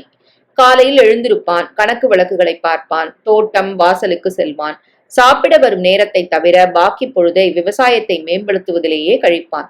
வெளியூரில் ஜோலி இருந்தால் சென்று கவனிப்பான். விளக்கு வைக்கும் நேரத்துக்கு வீட்டுக்கு திரும்பினால் வீட்டில் உள்ள மாடு, கன்று, இதர வேலைகளில் கவனத்தை செலுத்துவான். கணக்கு பிள்ளை ஆட்களுடன் மறுநாள் செய்ய வேண்டியவற்றை பேசுவான். 8க்கு சாப்பிட்டு விட்டு 8:30க்கு தனி அறைக்கு போய்விடுவான். உள்ளே படிப்பானோ, யோசிப்பானோ, தூங்குவானோ அவனுக்குத்தான் தெரியும். 2ஆம் வருடத்திலிருந்தே திருமணம் செய்ய சொல்லி பரிமளம் தொணக்க ஆரம்பித்து விட்டாள். அப்போதெல்லாம் இந்த பேச்சை எடுத்தாலே வேலை இருக்கிறது என்று உடனே எழுந்து வெளியில் போய்விடுவான். கொஞ்ச நாளான பின் துணிந்து பூங்கோதைக்கு கல்யாணம் ஆட்டம் அப்புறம் பார்க்கலாம் என்றான். அந்த கரிசனத்திலும் நியாயம் இருக்க பரிமளம் வாயை மூடிக்கொண்டாள். கோதைக்கு திருமணமாகி பிள்ளையும் பிறந்த பின் மீண்டும் இப்போது 1 மாதங்களாய் இந்த பேச்சு தலை தூக்கி இருக்கிறது. 2 தரம் உளுந்தூர்பேட்டை மாமா நேரில் வந்தபோது இப்ப என்ன அவசரம், பின்னால பாத்துக்கலாம் என்று டபாய்த்த மாதிரி இனியும் முடியாது என்று தோன்ற இன்று ஏதோ ஒரு வேகத்தில் ஓரளவுக்கு தன் மனதை அம்மாவிடம் வெளிப்படையாகவே கூறிவிட்டாலும் வெளியில் வந்து திண்ணையில் உட்கார்ந்தவனுக்கு இருப்பு கொள்ளாமல் நமநம என்று இருந்தது. நெல்லிக்குப்பத்துக்கு இத்தனை வண்டி கரும்பு அனுப்பினோம், இத்தனை வரவு என்று கணக்கப்பிள்ளை பட்டியல் போட்டதில் பிரயத்தனப்பட்டு கவனத்தை செலுத்த பார்த்தான். முடியாது போக 10 நிமிடங்களில் தலைய வலிக்குது, சொச்சத்தை சாயங்காலம் பார்க்கலாம் என்று கூறிவிட்டு தன் அறைக்கு வந்தான்.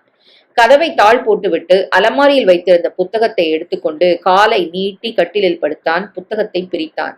4 வருடங்களுக்கு முன் கிறிஸ்துமஸ் விடுமுறைக்கு ஊருக்கு வந்தபோது சுமதியின் உடைகளையும் அவளை பற்றின பல்வேறு சிறு குறிப்புகளையும் எழுதி வைத்திருந்த பக்கங்களை நிதானமாக புரட்டினான். சுமதி சுமதி என்று 100 கணக்கில் எழுதியுள்ள பக்கங்களை விரல்களால் தடவின போது சுமதியின் மென்மையான ஸ்பரிசத்தை உணர்கிற மாதிரியான பரவசம் உண்டானது. கண்ணோரங்கள் எரிந்தன, இதயம் மெல்லியதாக அழுதது. கண்களை மூடிக்கொண்டதும் மூடின இறப்பைக்குள் சுமதியின் முகம் பெரிய அளவில் பிரசவித்தது. அந்த நீளமான கண்கள், தீர்க்கமான மூக்கு, மெல்லிய உதடுகள், காது கருகில் துவங்கி கன்னத்தில் படர்ந்திருந்த சன்னமான முடிகள், அந்த ஒற்றை மச்சம், அம்மாடி, என் சுமதிதான் எத்தனை அழகு! வினயத்துடன் சிரிக்கும் அந்த அடக்கம், குரல் எழும்பாமல் பேசும் மரியாதை யாருக்கு வரும்? சுமதியின் நினைப்பும் அவளை ஒரு நாள் மனைவியாக நிச்சயம் அடைந்து விடுவோம் என்று ஏங்கிய ஏக்கமும் தகதகவென விஸ்வரூபம் எடுத்து நெஞ்சை நிறைக்க குமரேசன் எழுந்து உட்கார்ந்து கொண்டான். கண்களில் பெருகிய நீர் கன்னங்களில் கோடு போட்டு இறங்கியது. புஸ்தகத்தை மூடி மார்போடு அணைத்துக் கொண்டான். சுமதி இன்னும் மனது பூராவும் நிறைந்திருக்கும் போது இன்னொருத்தியை மணப்பதும் தொழுவதும் அவளோடு வாழ்வதும் எப்படி சாத்தியமாகும்? இல்லை, நிச்சயம் என்னால் வேறு பெண்ணை மணக்க முடியாது. அடுத்த முறை அம்மாவிடம் பேசும்போது இன்னும் அழுத்தம் திருத்தமாக பேசிவிட வேண்டும். அப்போதுதான் தொடர்ந்து வாயை திறக்காமல் இருப்பாள். என்ன காரணம் சொல்வது? சுமதியை காதலித்தது, இழந்தது எல்லாவற்றையுமா? அம்மாவால் என் காதலின் ஆழத்தை புரிந்து கொள்ள இயலுமா? முடிகிறதோ இல்லையோ, இதுதானே உண்மை. பின் சொல்ல என்ன தயக்கம்? ஒரு விதமாக தன்னை குமரேசன் தயார் பண்ணி கொண்டு விட்டதாக நினைத்தாலும் அடுத்த முறை அம்மா திருமண பேச்சை எடுத்த போது நிஜத்தை கூற வாய் வராமல் தங்கை பிரேமாவின் திருமணத்தை சாக்கு காட்டினதுதான் நடந்தது. 6ஆம் மாதம் அவளுக்கும் நல்ல இடத்தில் கல்யாணமான பிறகு உறவினர்களும் பெரியவர்களும் அம்மாவோடு சேர்ந்து கட்சி கட்டி கொண்டு கல்யாணம் செய்து கொண்டே தீர வேண்டும் என்று வாதாடிய போதும் எனக்கு கல்யாணம் வேணாம், இது இந்த ஜென்மத்துல இல்ல என்று மட்டும் பிடிவாதமாய் சொல்ல முடிந்ததே தவிர சுமதி தன்னை எந்த அளவுக்கு ஆட்கொண்டிருக்கிறாள் என்பதை எவரிடம் பகிர்ந்து கொள்வது இயலாத காரியமாகவே பட்டது. 1968 கட்டடம் தரையிலிருந்து சீலிங் லெவலுக்கு உயர்ந்து விட்டது. சென்ட்ரிங் அடித்து கம்பி கட்டி கான்கிரீட் கலவை போட்டுவிட்டால் வீட்டின் சாயல் வந்துவிடும்.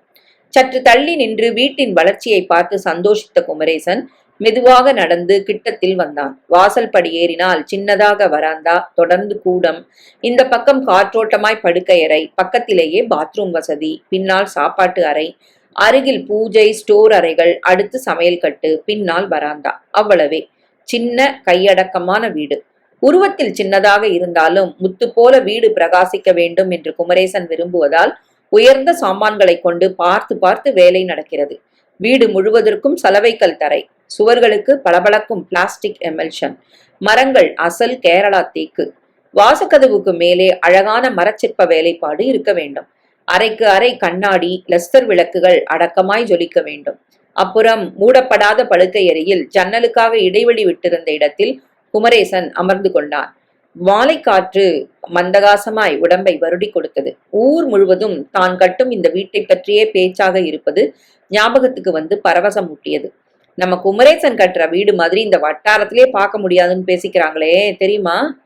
இந்த ஊர் கொத்தனாருக்கு அந்த வேலை தெரியாதுன்னுட்டு வடக்கல்ல இருந்து செலவக்கல் பதிக்க ஆள் வருதாம்ல. செலவக்கல்லுனா என்னப்பா? அரண்மனையில அந்த காலத்துல போட்டிருப்பாங்களே அதுவா? இத்தினூண்டு வீட்டுக்கு 1 லட்சம் ஆக போதான் தெரியுமா? வாயை திறந்தபடி பேசியவர்கள் நம்பிக்கைப்படாமல் குமரேசனையே அணுகி, உண்மையாவ தம்பி என்று கேட்டபோது கிடைத்த பதில் சொன்னான். விடாமல் துருவினால் முடிஞ்சப்புறம் பாருங்க மாமா, வீடுதான் எங்க போகுது, இல்ல நான் தான் எங்க ஓடிடுவேன் என்று சிரித்தபடி கூறுவான். அதற்கு மேல் அவனை வற்புறுத்த அந்த ஊரில் யாருக்கும் துணிச்சல் கிடையாது. அம்மா இருந்தா வேணும்னா இப்ப எதுக்கு தம்பி தனி வீடு, இத்தனை காசு பணம் போட்டு என்று கேட்கலாம். ஆனால் அவளும் தான் புருஷனை தேடி போய் வருடம் 2 விட்டதே. ஊரும் உறவும் குமரேசனின் திறமையையும் உழைப்பையும், அப்பா விட்டு சென்ற சொத்தை 10 வருடத்தில் இரட்டையாக்கி காட்டிய புத்திசாலித்தனத்தையும், பெற்றவனுக்கு பெற்றவனாக நின்று தங்கைகளை நல்ல இடத்தில் கட்டி கொடுத்து தம்பியை வக்கீலுக்கு படிக்க வைத்து அவன் ஆசைப்பட்ட பெண்ணையே முடித்து வைத்ததையும் பற்றி வாய் ஓயாமல் புகழ்ந்த போதெல்லாம் என் பிள்ளை என்று பூரித்து போனாலும் இப்படி தனிமரமாய் நிற்பது குறித்து பரிமளத்துக்கு கழுத்து வரை குறைதான். கண்ணை மூடும் போது கூட தம்பி உனக்குன்னு ஒருத்தரும் இல்லாம இப்படி அனாதையா விட்டுட்டு போறனே என்று குமுறி விட்டுத்தான் போனாள்.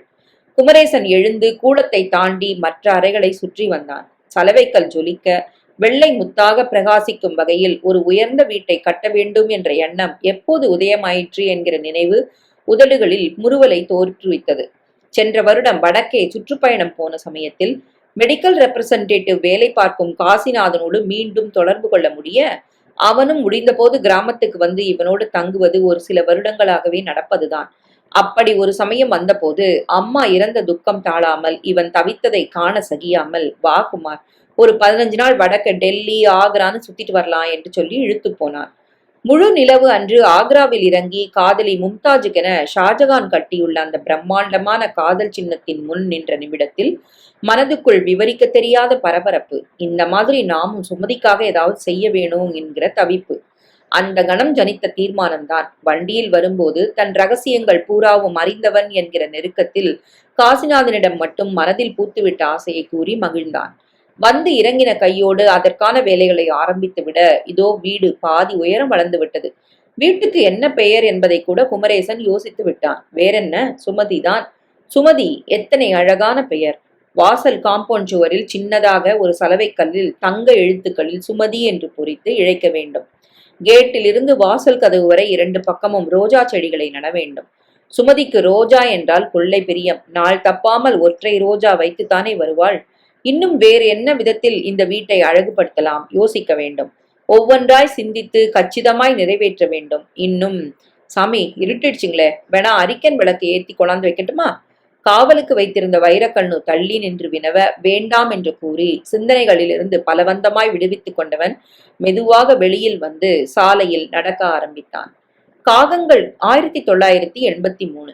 காகங்கள் கரையும் ஓசையில் குமரேசன் உறக்கம் கலைந்தார். 2 உள்ளங்கைகளையும் தேய்த்து முகத்துக்கு நேராக பிடித்து கண்களை மெதுவாக திறக்க அரைகுறை இருட்டில் ரேகைகள் மங்கலாக தெரிந்தன. அன்றைக்கு தேதி ஆகஸ்ட் 2 என்பது ஞாபகத்துக்கு வந்ததும் சின்னதாக நீரூற்று ஒன்று குமிழிட்டது. ஆகஸ்ட் 2, 1954ஆம் ஆண்டு முதலாய் சுமதியை சந்தித்த நாள். இன்றைக்கு எத்தனை வருடங்கள் முடிகின்றன? 29ஆ? மனதால் அவளை என் மனைவியாக ஏற்ற அந்த நாளை எங்கள் மணநாள் என்று வைத்துக் கொண்டால் திருமணமாகி இன்றைக்கு 29 வருடங்கள் முடிந்து 30வது பிறக்கிறது. ஒரு கழித்து படுத்து இரட்டை கட்டிலின் காலியான இடது பக்கத்தை பார்த்து ஹாப்பி ஆனிவர்சரி சுமதி என்று கிசுகிசுப்பாக முனகிய போது அலாதியான நிறைவு நெஞ்சில் பரவுவதை உணர முடிந்தது. எழுந்து உட்கார்ந்தார். ஏற்கனவே அன்றைக்கு செய்ய திட்டமிட்டிருந்த காரியங்களை மீண்டும் ஒரு முறை நினைத்து பார்த்தார். குளித்து தயாராகி முதலில் பிள்ளையார் கோவிலுக்கு போக வேண்டும். பிற்பாடு 9 மணிக்கு விவசாய ஆபீசருடன் சந்திப்பு. 11 மணிக்கு களத்துமேட்டில் வடை பாயாசத்துடன் ஆட்கள் அனைவருக்கும் குடும்பத்துடன் சாப்பாடு. 4 மணிக்கு மேல் கடலூருக்கு போகும் ஜோலி இருக்கிறது. அங்குள்ள அனாதை விடுதி ஒன்றில் லட்டு வடை பொட்டலங்களோடு விநியோகிக்க ஏற்பாடு. பாலரீஸ்வரர் கோவில் சுவாமிக்கு மாலையில் அபிஷேகம். இன்றைக்கு இவர் உபயம். இத்தனையும் முடித்துக்கொண்டு வீடு வர 9-10 ஆகிவிடும். வந்து சூடாக ஒரு டம்ளர் பால் அருந்திவிட்டு படுத்தால், போன வருஷத்தை விட இந்த வருஷம் இன்னும் தடபுடல் தான் போங்க என்று சுமதி தனிமையில் பாராட்டுவதை கேட்டுக்கொண்டே நிம்மதியான உறக்கத்தில் ஆழ்ந்து விடலாம். உற்சாகம் கொப்பளிக்க எழுந்து குளித்து உடை உடுத்தியவர் பூஜை அறைக்கு சென்று கதவை சாத்தி கொண்டார். பேர்தான் பூஜை அறை, ஆனால் அங்கு ஒரு சாமி படத்தை கூட பார்க்க முடியாது. சலவைக்கல் மேடை, அதன் மேல் வெள்ளி குத்துவிளக்கு, பக்கத்தில் சுமதியின் நோட்டு புஸ்தகம், அவ்வளவுதான். பூட்டு வைத்திருக்கும் அறைக்குள் தினமும் குமரேசன் ஒருவர்தான் போவார். குத்துவிளக்கு ஊதுபத்திகளை ஏற்றி தோட்டத்திலிருந்து பறித்து வந்திருக்கும் புது ரோஜாவை மேடையில் வைத்து அரை மணி போல அமர்ந்து புத்தகத்தை புரட்டி பார்ப்பார். பழைய நினைவுகளை எல்லாம் ஒன்றுவிடாமல் நினைவுக்கு கொண்டு வந்து சந்தோஷிப்பார். ஐ லவ் யூ சுமதி என்பார். எழுந்து வெளியில் வந்து அறையை பூட்டி விடுவார். அன்றைக்கும் வழக்கம் போல இத்தனையும் செய்து முடித்துவிட்டு சாப்பாட்டு அறைக்கு சென்று மேஜை முன் உட்கார்ந்தார். ஒரு நிமிடத்தில் சூடான இட்லிகளையும் காஃபியையும் கொண்டு வைத்துவிட்டு சமையல்கார தகப்பன் ஒதுங்கி நின்றான். நிதானமாக இட்லிகளை சட்னி பொடியுடன் ரசித்து சாப்பிட்டார். காஃபியை ஆற்றி குடித்தார். லோட்டாவில் பொறித்திருந்த எஸ்கே என்ற எழுத்துக்கள் உதட்டில் புன்னகையை தோற்றுவித்தன. அந்த வீட்டில் உள்ள எல்லா பாத்திரம் பண்டங்களிலும் அந்த எழுத்துக்கள் தான் இருக்கும். சுமதிக்காக எஸ், குமரேசனுக்காக கே. பின்ன திருமணமாகி குடித்தனம் நடத்தும் ஒவ்வொரு இல்லத்திலும் மனைவி புருஷனின் பெயர்கள் முதல் எழுத்துக்கள் பாத்திரங்களில் பொறிக்கப்படுவதுதானே வழக்கம். தங்கப்பா, சாமி, இன்னைக்கு மதிய சாப்பாடு இங்க இல்ல, களத்து மேட்ல எல்லாருக்கூடவும் தான். நினைப்பு இருக்கா? இருக்கு சாமி. என் ரூம்ல உனக்கு புது துணி வச்சிருக்கேன். வீட்டு வேலை முடிஞ்ச விட்டு அதை எடுத்து உடுத்திக்கிட்டு களத்துக்கு மேட்டுக்கு வந்துரு என்ன? சரிங்க சாமி. வராந்தாவில் வைத்திருந்த செருப்பை மாட்டிக்கொண்டு வெளியில் வந்தவர் ஒரு தரம் முற்றிலும் அழுந்த பார்த்தார். குப்பை செத்தை ஏதாவது கிடக்கிறதா? இல்லை. அவர் விரும்பிய விதத்தில் வீடும் தோட்டமும் முத்து போல பளிச்சென்றுதான் இருந்தன. காலை வீசி போட்டு பழைய வீட்டை நோக்கி நடக்கையில் தெய்வமாகிவிட்ட சுமதியோடு தான் இப்படி மானசீகமாக குடுத்தனம் செய்வது வெளியில் தெரிய வந்தால் எத்தனை பேர்கள் இந்த செய்கையை ஆமோதிப்பார்கள், நம்புவார்கள் என்ற எண்ணம் தோன்றியது. நிச்சயம் நம்பவும் மாட்டார்கள், ஆமோதிக்கவும் மாட்டார்கள். என்ன பைத்தியக்காரத்தனம் இது என்று புருவத்தை நெரிப்பார்கள். செத்தவளோடாதா குடும்பம் நடத்துறதாவது? குமரேசனுக்கு மூளை புரண்டு விட்டது என்பார்கள். முகத்துக்கு எதிரிலேயே பைத்தியம் என்று கைகொட்டி சிரிப்பார்கள். இதை தீர்மானமாக நம்பியதல் தானே சுமதி மீது தனக்குள்ள காதலை இன்று வரை யாரிடமும் காசிநாதனை தவிர மூச்சு விட்டதில்லை. தம்பி கண்ணப்பன், தங்கைகள் கோதை, பிரேமா எத்தனை தரம் செஞ்சு விட்டார்கள். யாருன்னு அந்த சுமதி? எதுக்காக புது வீட்டுக்கு அந்த பேரை வச்சிருக்கீங்க? பாத்திரலாம் எஸ்கேன்னு போட்டிருக்கே, அப்படின்னா பூஜை அறையில என்னதான் வச்சிருக்கீங்க? நாங்க பார்க்க கூடாதா? உங்க கூட பிறந்தவங்க எங்ககிட்ட மனசு விட்டு பேசக்கூடாதாண்ணா? தலை கீழாக நின்றும் எதுவும் வெளிப்படவில்லை என்பதுதான் உண்மை. கெஞ்சி கொஞ்சி பார்த்தும் பலன் ஒன்றும் இல்லாதிருக்க ஒவ்வொருவராக எல்லோரும் வாயை மூடிக்கொண்டு விட்டார்கள். நமக்கு ஒரு குறை வைக்கல, பெத்தவருக்கும் மேலாவே நம்மளை கவனிச்சுக்கிறாரு, ஊருக்கே பெரிய மனுஷன், நல்லவரு, அவருக்குள்ள எத்தனையோ இருக்கும், அதெல்லாம் எதுக்காக தெரிஞ்சுக்க முயற்சிக்கணும் என்ற விவேகத்தோடு அனைவரும் ஒதுங்கிவிட சில வருடங்களாய் தான் உண்டு, தன் வேலை உண்டு, தன் பழக்க வழக்கங்கள் உண்டு என்று ஆனந்தமான நிம்மதியுடன் குமரேசன் வாழ்ந்து வருகிறார். ஊரில் இருப்பவர்களும் சரி, வெளியூரில் இருந்து வரும் உறவினர்களும் சரி, அனாவசியமாய் சுமதிக்குள் செல்ல மாட்டார்கள். அவசரமாய் வரவேண்டி இருந்தாலும் வந்து சொல்ல வேண்டியதை சொல்லிவிட்டு உடனே போய்விடுவார்கள். தம்பி தங்கை குடும்பங்கள் வந்தாலும் தங்குவது நவீன வசதிகளுடன் புதுப்பிக்கப்பட்டுவிட்ட பழைய வீட்டில்தான். சுமதியை ஒரு ஆலயம் போல அவர் வைத்துக் கொள்வதை உணர முடிய அந்த உணர்வுக்கு மதிப்பு கொடுக்க அத்தனை பேருமே முன்வந்தார்கள். இதற்கு காசிநாதன் மட்டும் விதிவிலக்கு. 2-3 மாதங்களுக்கு ஒரு முறை வருபவர் அவருடன் சுமதியிலேயே தங்குவார். காசிநாதன் வந்துவிட்ட நாட்களில் குமரேசன் முகத்தில் தனியான ஒரு ஜொலிப்பு இருக்கிற மாதிரி படும். வெளி வேலைகளை ஒதுக்கி வைத்துவிட்டு அன்று முழுவதும் கூடுமான வரையில் நண்பனோடு இருப்பார். 2 பேரும் என்னதான் பேசி சிரிப்பார்களோ என்று பார்ப்பவர்கள் அதிசயிக்கும் விதத்தில் சுமதியின் வராந்தாவில் அமர்ந்து விடிய விடிய பேசுவார்கள். இன்றைக்கு கூட வருவதாக சொல்லியிருக்கிறான். எந்த பஸ்ஸில் வருவானோ? பழைய வீட்டில் இருந்த அலுவலக அறையில் உட்கார்ந்து வேலைகளை கவனித்து முடித்ததும் களத்துமேட்டுக்கு குமரேசன் புறப்பட்டார். இவர் போய் சேரும் முன்னரே பெரிய குண்டா நண்டாக்களில் சமையலாகி கொண்டிருந்தது. முருங்கைக்காய் சாம்பார், பூசணி மோர்குழம்பு, புடலங்காய் பொரியல், கேரட் பத்தை போட்டு தயிர் பச்சடி, தக்காளி ரசம், அப்பளம், பருப்பு வடை, சேமியா பாயசம். விருந்துக்காக காத்திருந்த குழந்தைகளிடம் கையோடு கொண்டு போயிருந்த சாக்லேட்டுகளை விநியோகம் பண்ணி மரத்தடி சாய்வு நாற்காலியில் குமரேசன் உட்கார சின்னான் ஓடி வந்து, பட்டணத்தையா வந்துகிட்டு இருக்கார் சாமி என்றான். காசியா? அதுக்குள்ள வந்துட்டானா? Very good. எழுந்து வரப்பில் நடந்து கொஞ்ச தூரம் சென்றதும் தூரத்தில் காசிநாதன் வருவது தெரிந்தது. கிட்டத்தில் வரும்போதே காசிநாதன் எக்கச்சக்க படபடப்புக்கு உள்ளாகிருந்தது புரிந்தது. வா காசி, எந்த பஸ்ல வந்த? பெட்டி தூக்கிட்டு வர ஒருத்தனை ஸ்டாண்ட்லயே இருக்க சொல்லியிருந்தனே. இருந்தான், வீட்டுக்கு போய் கை கால் கழுவிக்கிட்டு தங்கப்பந்த அந்த காஃபியை குடிச்சிட்டு தான் வரேன். என்ன, என்னமோ குஷியா இருக்க மாதிரி தோணுது. குஷிதான். என்ன விஷயம்? பொண்டாட்டி திரும்ப உண்டாயிருக்காளா? அட போப்பா, இருக்கிற மூணை ஒழுங்கா கரையேத்தினா பத்தாதா? அதை நினைச்சு நீ கவலைப்படக்கூடாதுன்னு சொல்லியிருக்கேன்ல. நான் ஒருத்தன் இருக்கிறதே மறந்துடாத. சரி சரி, விஷயத்த சொல்லு. இப்ப இல்ல, உன்னை கொஞ்ச நேரம் தவிக்க வச்சுட்டு தான். என்ன தவிக்க வைக்க போறியா? அது உன்னால முடியும்னு நினைக்கிறியா? ஏன் முடியாது? விஷயம் உன்னை பத்தினதா இருந்தா? அட என்னப்பா புதிர் போடுற? புதிர் தான். கேட்டா நம்ப கூட மாட்ட. ஆகாசத்துக்கும் பூமிக்கும் எகிரி குதிப்ப. நடந்து கொண்டிருந்த குமரேசன் நின்றார். அப்படி ஒண்ணு இருக்கிறதா எனக்கு தெரியலையே. இருந்தா சொன்னா தானே தெரியும். சொன்னா என்ன தர? அட என்ன, என்னாச்சு உனக்கு? எனக்கு ஒண்ணும் இல்ல. இதோட இந்த பேச்சை விடு, சாயங்காலமா சொல்றேன். என்ன?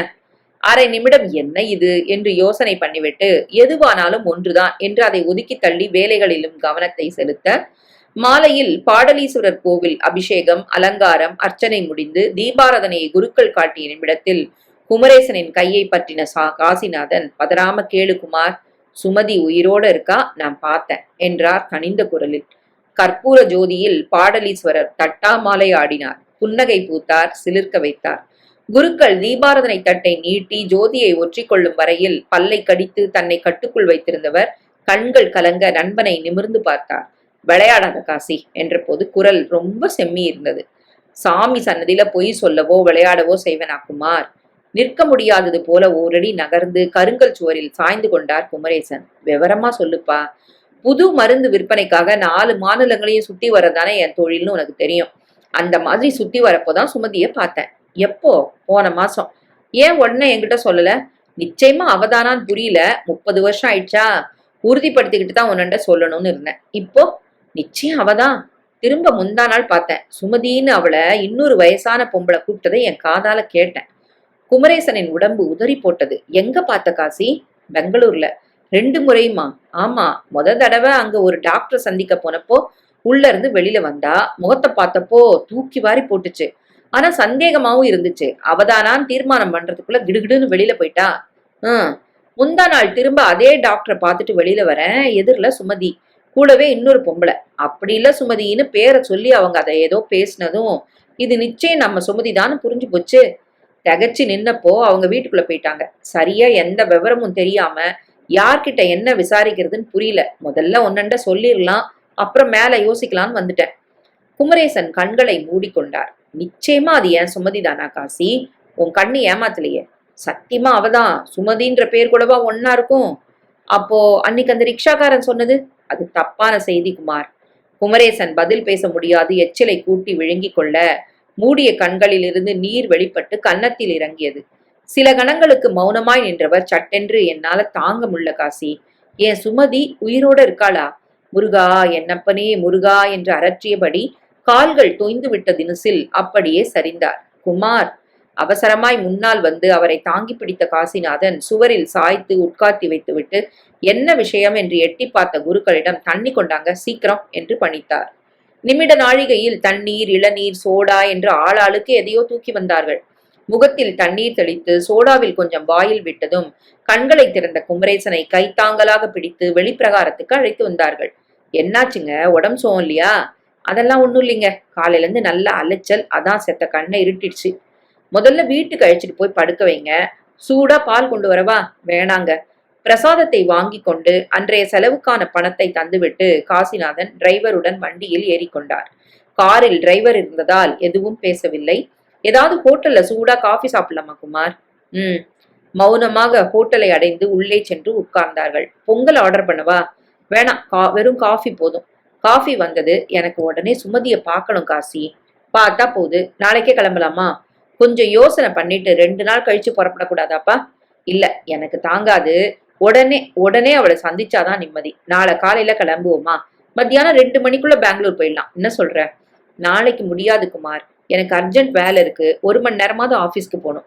ப்ளீஸ் காசி, தடை சொல்லாதப்பா. ஒண்ணு பண்ணுவோமா? மணி 8:30 தான் ஆகுது. என்னை பஸ் ஸ்டாண்ட்ல விட்டுட்டு நீ போ. நான் ராத்திரி பஸ் பிடிச்சு மெட்ராஸ் போயிடுறேன். நாளை காலையில வேலையை கவனிச்சுட்டு எக்ஸ்பிரஸ் பஸ் பிடிச்சு சாயங்காலத்துக்குள்ள பெங்களூர் வந்துடுறேன்.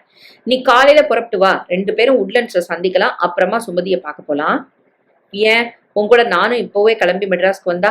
எதுக்குப்பா வீண் அலைச்சல்? தவிர புது டிராக்டர் நாளைக்கு டெலிவரி எடுக்கணும்னு சொன்னியே, மறந்துட்டியா? நீ ஊருக்கு போய் கணக்கு பிள்ளை கிட்ட பணத்தை கொடுத்து செய்ய வேண்டிய ஏற்பாடுகளை செஞ்சுட்டு கிளம்பு. அவசரப்படுறதால ஆக போறது ஒன்னும் இல்ல குமார். வேறு எந்த வழியும் தெரியாததாலும் கற்பனையிலும் நினைக்க துணியாத விவரம் காதில் விழுந்து புத்தி மறத்து போயிருந்ததாலும் நிஜமாகவே மறுநாள் கவனிக்க வேண்டிய அவசர வேலைகள் இருந்ததாலும் இந்த ஏற்பாட்டுக்கு ஒப்புக்கொண்டு காசிநாதனை பஸ் ஸ்டாண்டில் விட்டுவிட்டு குமரேசன் கிராமத்துக்கு திரும்பினார். இரவு நிம்மதியாய் படுக்க கூட முடியாதபடி ஒரு அவஸ்தை.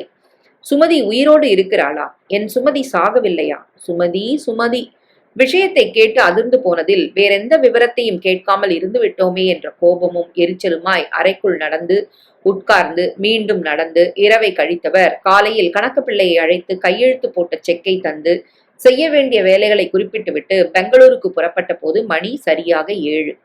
திருமுனையில் வண்டி திரும்பிய போது எதிரில் மூச்சிறைக்க ஓடி வந்த ராஜாங்கம் கையை வேகமாய் தட்டி அசைக்க டிரைவர் நிறுத்தினார். என்ன ராஜாங்கம், ஏன் இப்படி ஓடியார? தென்னந்தோப்பு பம்ப் கொட்டாயில ஒரே கலாட்டாங்க. சாமி உடனே வந்தா தேவல. நான் அவசரமா வெளியூர் போயிட்டு இருக்கிறேன். எதுவானாலும் வந்து பாத்துக்கலாம். வேணும்னா கணக்கு பிள்ளையிட்டு போய் என்னன்னு விசாரிக்க சொல்லு. ராஜாங்கம் பதட்டத்துடன் கார் கதவில் கை வைத்து கெஞ்சினான். நீங்க வெராட்டி நிலமும் மோசமாயிடும் சாமி. கல்யாணோட சம்சாரம் தூக்குல தொங்குவேன்னு வீம்பா இருக்குது சாமி. அத்தனை அவசரத்திலும் குமரேசன் திடுக்கிட்டார். நம்ம கலியன் சம்சாரம் முத்தம்மாவா? அவதாங்க. இப்ப தோக்குல தொங்குற அளவுக்கு அவளுக்கு என்ன கேடு வந்துச்சு? கண் நிறைஞ்ச புருஷன், குழந்தைங்க, என்ன விஷயம் தெளிவா தெரியலீங்க. மசமசன்னு என்னமோ சொல்றாங்க. கொஞ்சம் வந்து சமரசம் செஞ்சுட்டு போங்க சாமி.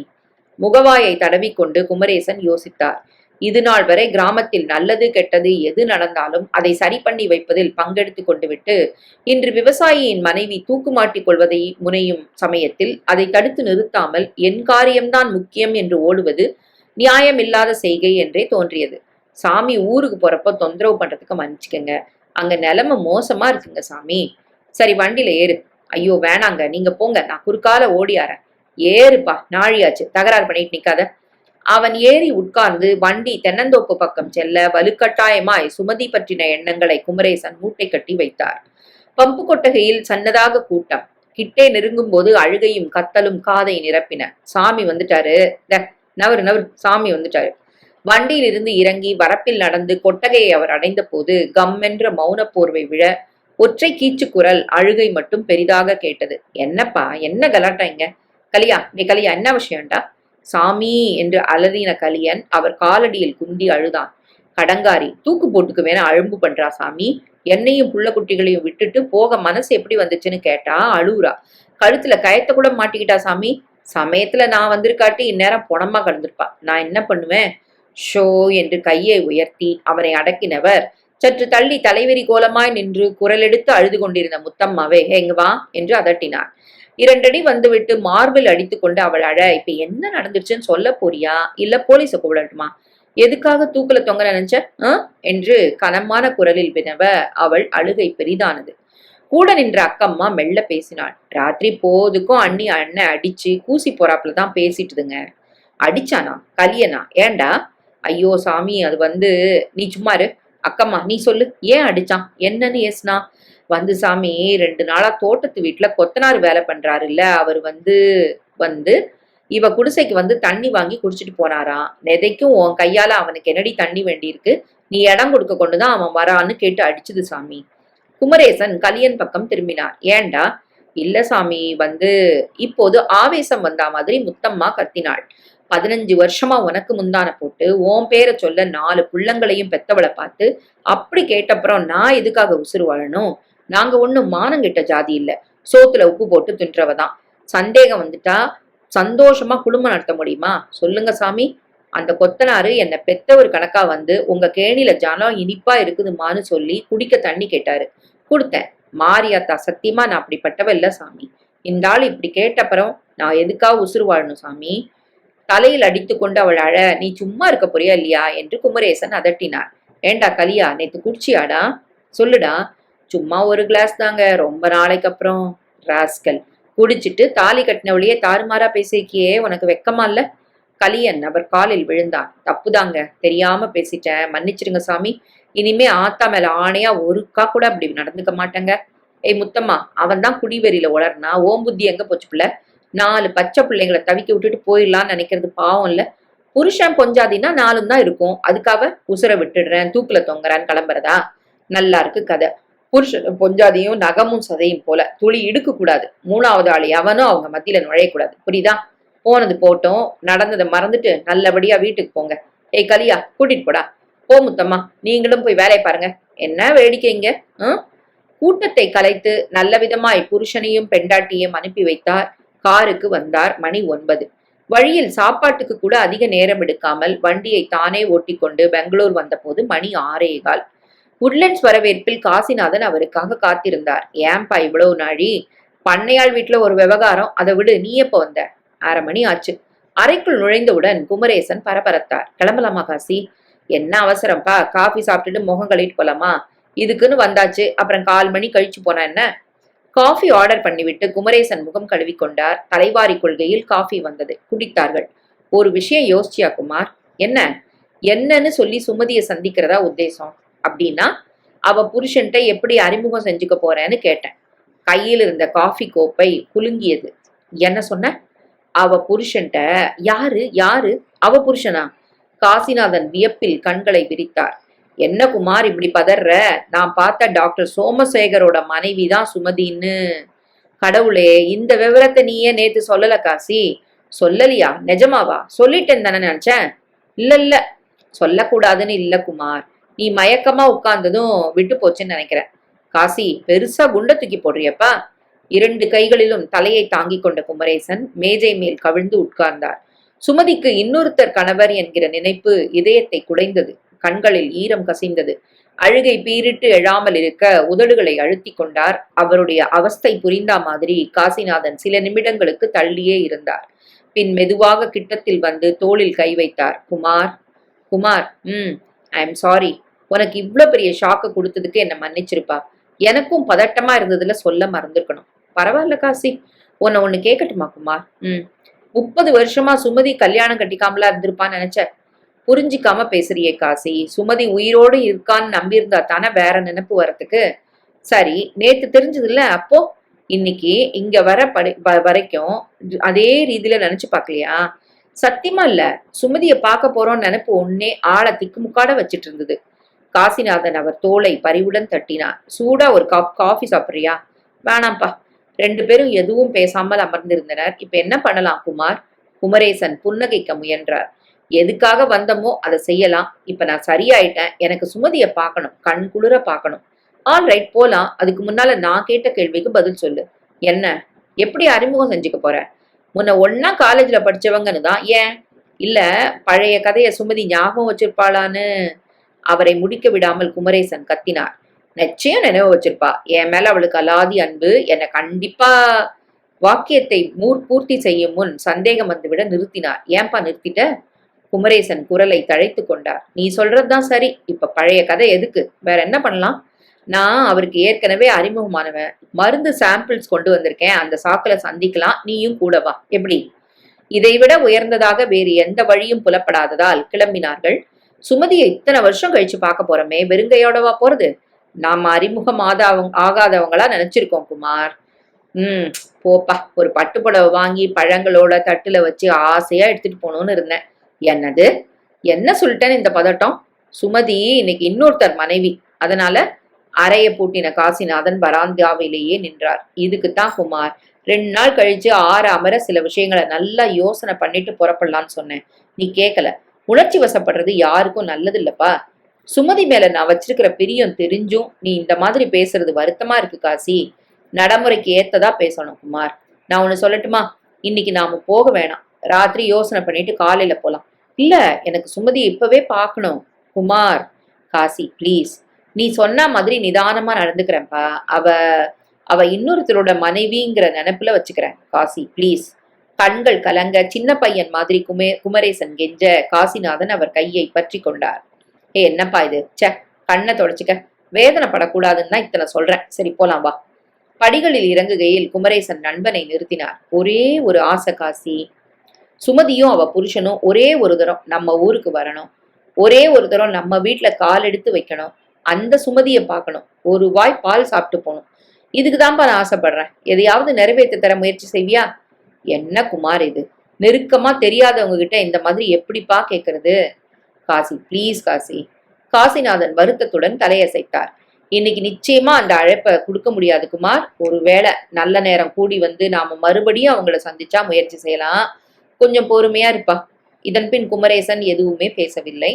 டாக்டர் வீட்டை அடைந்து காரிலிருந்து இறங்கிய போது மட்டும் நண்பனின் கையை ஆதரவாக பிடித்து கொண்டார். 1/2 மணி காத்திருந்த பிறகு டாக்டரை பார்த்தார்கள். சோமசேகர் சிவப்பாய் இருந்தார். அகல நெற்றியும் மெல்லிய மீசையுமாய் லட்சணமாய் இருந்தவரை பார்த்ததும் முதலில் பொறாமை எழுந்தது. ஆனால் அந்த எரிச்சல் சரியாக 10 வினாடிகளுக்குத்தான். இவர் என் சுமதிக்கு ஏத்த ஜோடி என்கிற எண்ணம் பிறந்த பிறகு மனசு குளிர்ந்து போயிற்று. காசிநாதன் என்ன பேசுகிறான் என்பதை கவனிக்காமல் டாக்டரை வெறித்த குமரேசனுக்கு திடுமென 30 வருடங்களுக்கு முன் பாழாய் போன தயக்கமும் கூச்சமும் தன்னை ஆட்கொண்டு வாழ்வை கெடுத்தா மாதிரி இப்போதும் தடுப்பதால் சுமதியை பார்க்கவே முடியாமல் ஊர் திரும்ப நேரிடுமோ என்ற பயம் உண்டாக ஏதோ ஒரு உந்துதலில் நாங்க உங்க மனைவியோட கிளாஸ்மேட் என்றார் உரக்க. பேசிக்கொண்டிருந்த காசிநாதனும் டாக்டரும் திடுக்கிட்டது வெளிப்படையாக தெரிந்தது. என்னங்க என்று டாக்டர் மறுபடி வினவியதும் ஒரு கணம் மின்னிய தைரியம் போக குமரேசன் வாயடைத்து போனார். காசிநாதன் அவசரமாய் சமாளிக்க பார்த்தார். நாங்கெல்லாம் பிரசிடென்சில படிச்சவங்க. உங்க மனைவி அங்கதானே?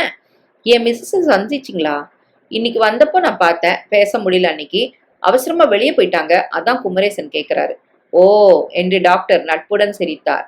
30 வருஷத்துக்கு முன்னால நடந்ததை எவ்வளவு நல்லா நினைவு வச்சிருக்கீங்க. சுமதி உள்ளதா இருக்கா, சந்திச்சுட்டு போங்க, சந்தோஷப்படுவா. வெள்ளை அடித்து பையனை அழைத்து அம்மாட்ட அழைச்சிட்டு போ என்றதும் எழுந்து நிற்க முடியாமல் குமரேசனின் கால்கள் துவண்டன. பல்லை கடித்து கொண்டு உள்ளே போன போது காசிநாதன் தோளில் தாங்கலாய் ஒரு கையை வைத்தார். உட்காருங்க, அம்மாட்ட சொல்லிட்டு வரேன். பையன் உள்ளே போன மறுநிமிடம் சுமதி வரவேற்பறைக்கு வந்தாள். சுமதி இறுகி போய் குமரேசன் இருக்க காசிநாதன் வணக்கம் சொன்னார். டாக்டரை பார்க்க வந்தோம், எதேச்சியா நீங்க எங்க கிளாஸ்மேட்டுன்னு தெரிய வந்தது, அதான். சுமதியின் கண்கள் அகன்றன. ஏன் கூட படிச்சீங்களா? எங்க? பிரசிடென்சில. ஓ, நீங்களும் பாட்னி படிச்சீங்களா? உங்க பேரு? காசிநாதன். ஆனா நான் எக்கனாமிக்ஸ். இவர்தான் உங்க கிளாஸ்மேட்டு. சுமதி பார்வையை குமரேசன் பக்கம் திருப்பினாள். கண்களில் அவரை தெரிந்து கொண்டதற்கான பளபளப்பு கடுகத்தனையும் இல்லை. உங்க பேரு? குமரேசன். ஞாபகத்தை கசக்கிற தினசில் கண்களை இடுக்கி யோசித்தார். சாரி, 30 வருஷம் ஆயிடுச்சா? நினைப்பில்ல. என்ன சாப்பிடுறீங்க? காஃபி? நெஞ்சில் சட்டி தணலை கொட்டி விட்டா மாதிரி குமரேசன் உட்கார்ந்திருக்க. எதுக்குங்க என்றார் காசிநாதன். பரவாயில்ல, ஒரு நிமிஷம் என்று சுமதி எழுந்த நிமிடத்தில் வாசலில் இருந்து 2 பெண்கள் உள்ளே வந்தனர். ஹாய் மாம், என் பொண்ணுங்க, இவங்க என் கூட மெட்ராஸ்ல படிச்சவங்க. குமரேசன் எழுந்து நின்றார். நாங்க கிளம்புறோங்க, வேலை இருக்கு. காஃபி வேணாங்க, இப்பதான் சாப்பிட்டோம். வா காசி. வரங்க. வெளியில் வந்து வண்டி ஏறி ஹோட்டலை அடைந்து அறைக்குள் நுழையும் வரை குமரேசன் ஒரு வார்த்தை கூட பேசவில்லை. உள்ளே வந்து படுக்கையில் சாய்ந்த பிறகு விசித்து விசித்து அழ முற்பட காசிநாதன் பயந்து போனார். குமார், குமார் என்னாச்சுப்பா? ஒண்ணுல்ல காசி, என்னை கொஞ்சம் தனியா விட்டுடு ப்ளீஸ். 30 வருடங்களாக கட்டி பேணிய காதல் கோட்டை இழுந்துவிட்ட வலி தாழாமல் விழுந்துவிட்ட வலி தாழாமல் நண்பன் புலம்புவது புரிய சொல்லி ஆற்றும் ரணமில்லை இது என்று தனிமையில் விட்டுவிட்டு காசிநாதன் வெளியே போனார். தலைகாணியில் முகத்தை பதித்துக் கொண்டு பச்சை பிள்ளையாய் கதறிய குமரேசன் கொஞ்சம் ஆசுவாசப்படுத்தி கொண்டார். எப்பேற்பட்ட பாவத்தை பண்ணிவிட்டேன். யாருடைய மனைவியாகவோ மகிழ்ச்சியுடன் குழந்தைகள் புருஷன் என்று வாழும் உத்தமியுடன் மானசீகமாக குடும்பம் நடத்தி அவள் கற்புக்கு பங்கம் விளைவித்து விட்டேனோ? கடவுளே கடவுளே, சுமதிக்கு என்னை துளி கூட நினைவில்லையே. அப்படியென்றால் அன்று அவள் என்னை அலாதியாக விரும்புகிறாள் என்று நம்பியதெல்லாம் வெறும் கற்பனைதானா? எழுந்து உட்கார முனைந்தவருக்கு மார்பில் பளிச்சென்று வேதனை கீறியது. நான் ஆசைப்பட்டேன்னு யோசிக்காம காசியும் அந்த டாக்டர்கிட்ட கிராமத்துக்கு வாங்கன்னு அழைப்பு விடுத்து அவருக்கும் அந்த பக்கம் வரவேண்டிய வேலை இருந்து வந்து சுமதியை பார்க்க நேர்ந்தா, சுமதி என்று பெயர் கொண்ட வீட்டையும் எஸ்கே என்ற எழுத்துக்கள் பொறிக்கப்பட்ட பாத்திரங்களையும் பார்த்தா என்ன நினைப்பாரு? 30 வருஷமா மனசால அவர் மனைவியுடன் நான் குடுத்தனம் பண்ணி வந்திருக்கேங்கிறது அறிஞ்சா கண்டிப்பா எந்த புருஷனுக்கும் தான் மனைவி மேல சந்தேகம் தானே வரும். வந்தா நீ இடம் கொடுக்காம ஒரு ஆண் இத்தனை வருஷம் ஒன்னையே எண்ணி ஏங்கியிருப்பானா என்று அசிங்கமா கேட்க மாட்டாருங்கிறது என்ன நிச்சயம்? உத்தமியான தன்னை பார்த்து கணவன் இந்த கேள்வியை கேட்டு விட்டாரே என்று துடித்து போன சுமதி ஏடா குடமா ஏதாவது செய்ய துணிய மாட்டாள்ங்கிறது என்ன நிச்சயம்? முருகா, என்னப்பனே முருகா. இதயத்தை யாரோ பிசைகிற அவஸ்தையில் குமரேசன் 2ஆக மடிந்தார். காலையில் நடந்த முத்தம்மா கலியன் சண்டை நினைவுக்கு வந்தது. சுமதியும் ஒரு கயிற்றுடன் தூக்கு மாட்டிக்கொள்ள ஓடுவது மாதிரி கற்பனை எழ கண்களில் நீர் பெருக்கெடுத்தது. மார்பில் யானை ஏறு துவம்சம் பண்ணுகிற வேதனை. அம்மா! வலி தாழாமல் வாய்விட்டு குமரேசன் அலற வராந்தாவில் நின்றிருந்த காசிநாதன் ஓடி வந்தார். என்ன குமார்? நண்பனின் கையை பற்றி கொண்டார். தப்பு பண்ணிட்டேன் காசி. பதிவிரத ஒருத்தியோட கற்ப மானசீகமா கெடுத்துட்டேன் காசி. குமார், என்னாச்சு குமார் உனக்கு? ஏன் இப்படி வேர்க்குது? காசி, ஒரு நிமிஷம், நான் சொல்றதை கேளுப்பா. எக்காரன்னு கொண்டு சுமதி மேல நான் வச்சிருந்த பிரியம் வெளியில யாருக்கும் தெரியக்கூடாது. சொல்ல மாட்டேன்னு சத்தியம் பண்ணு.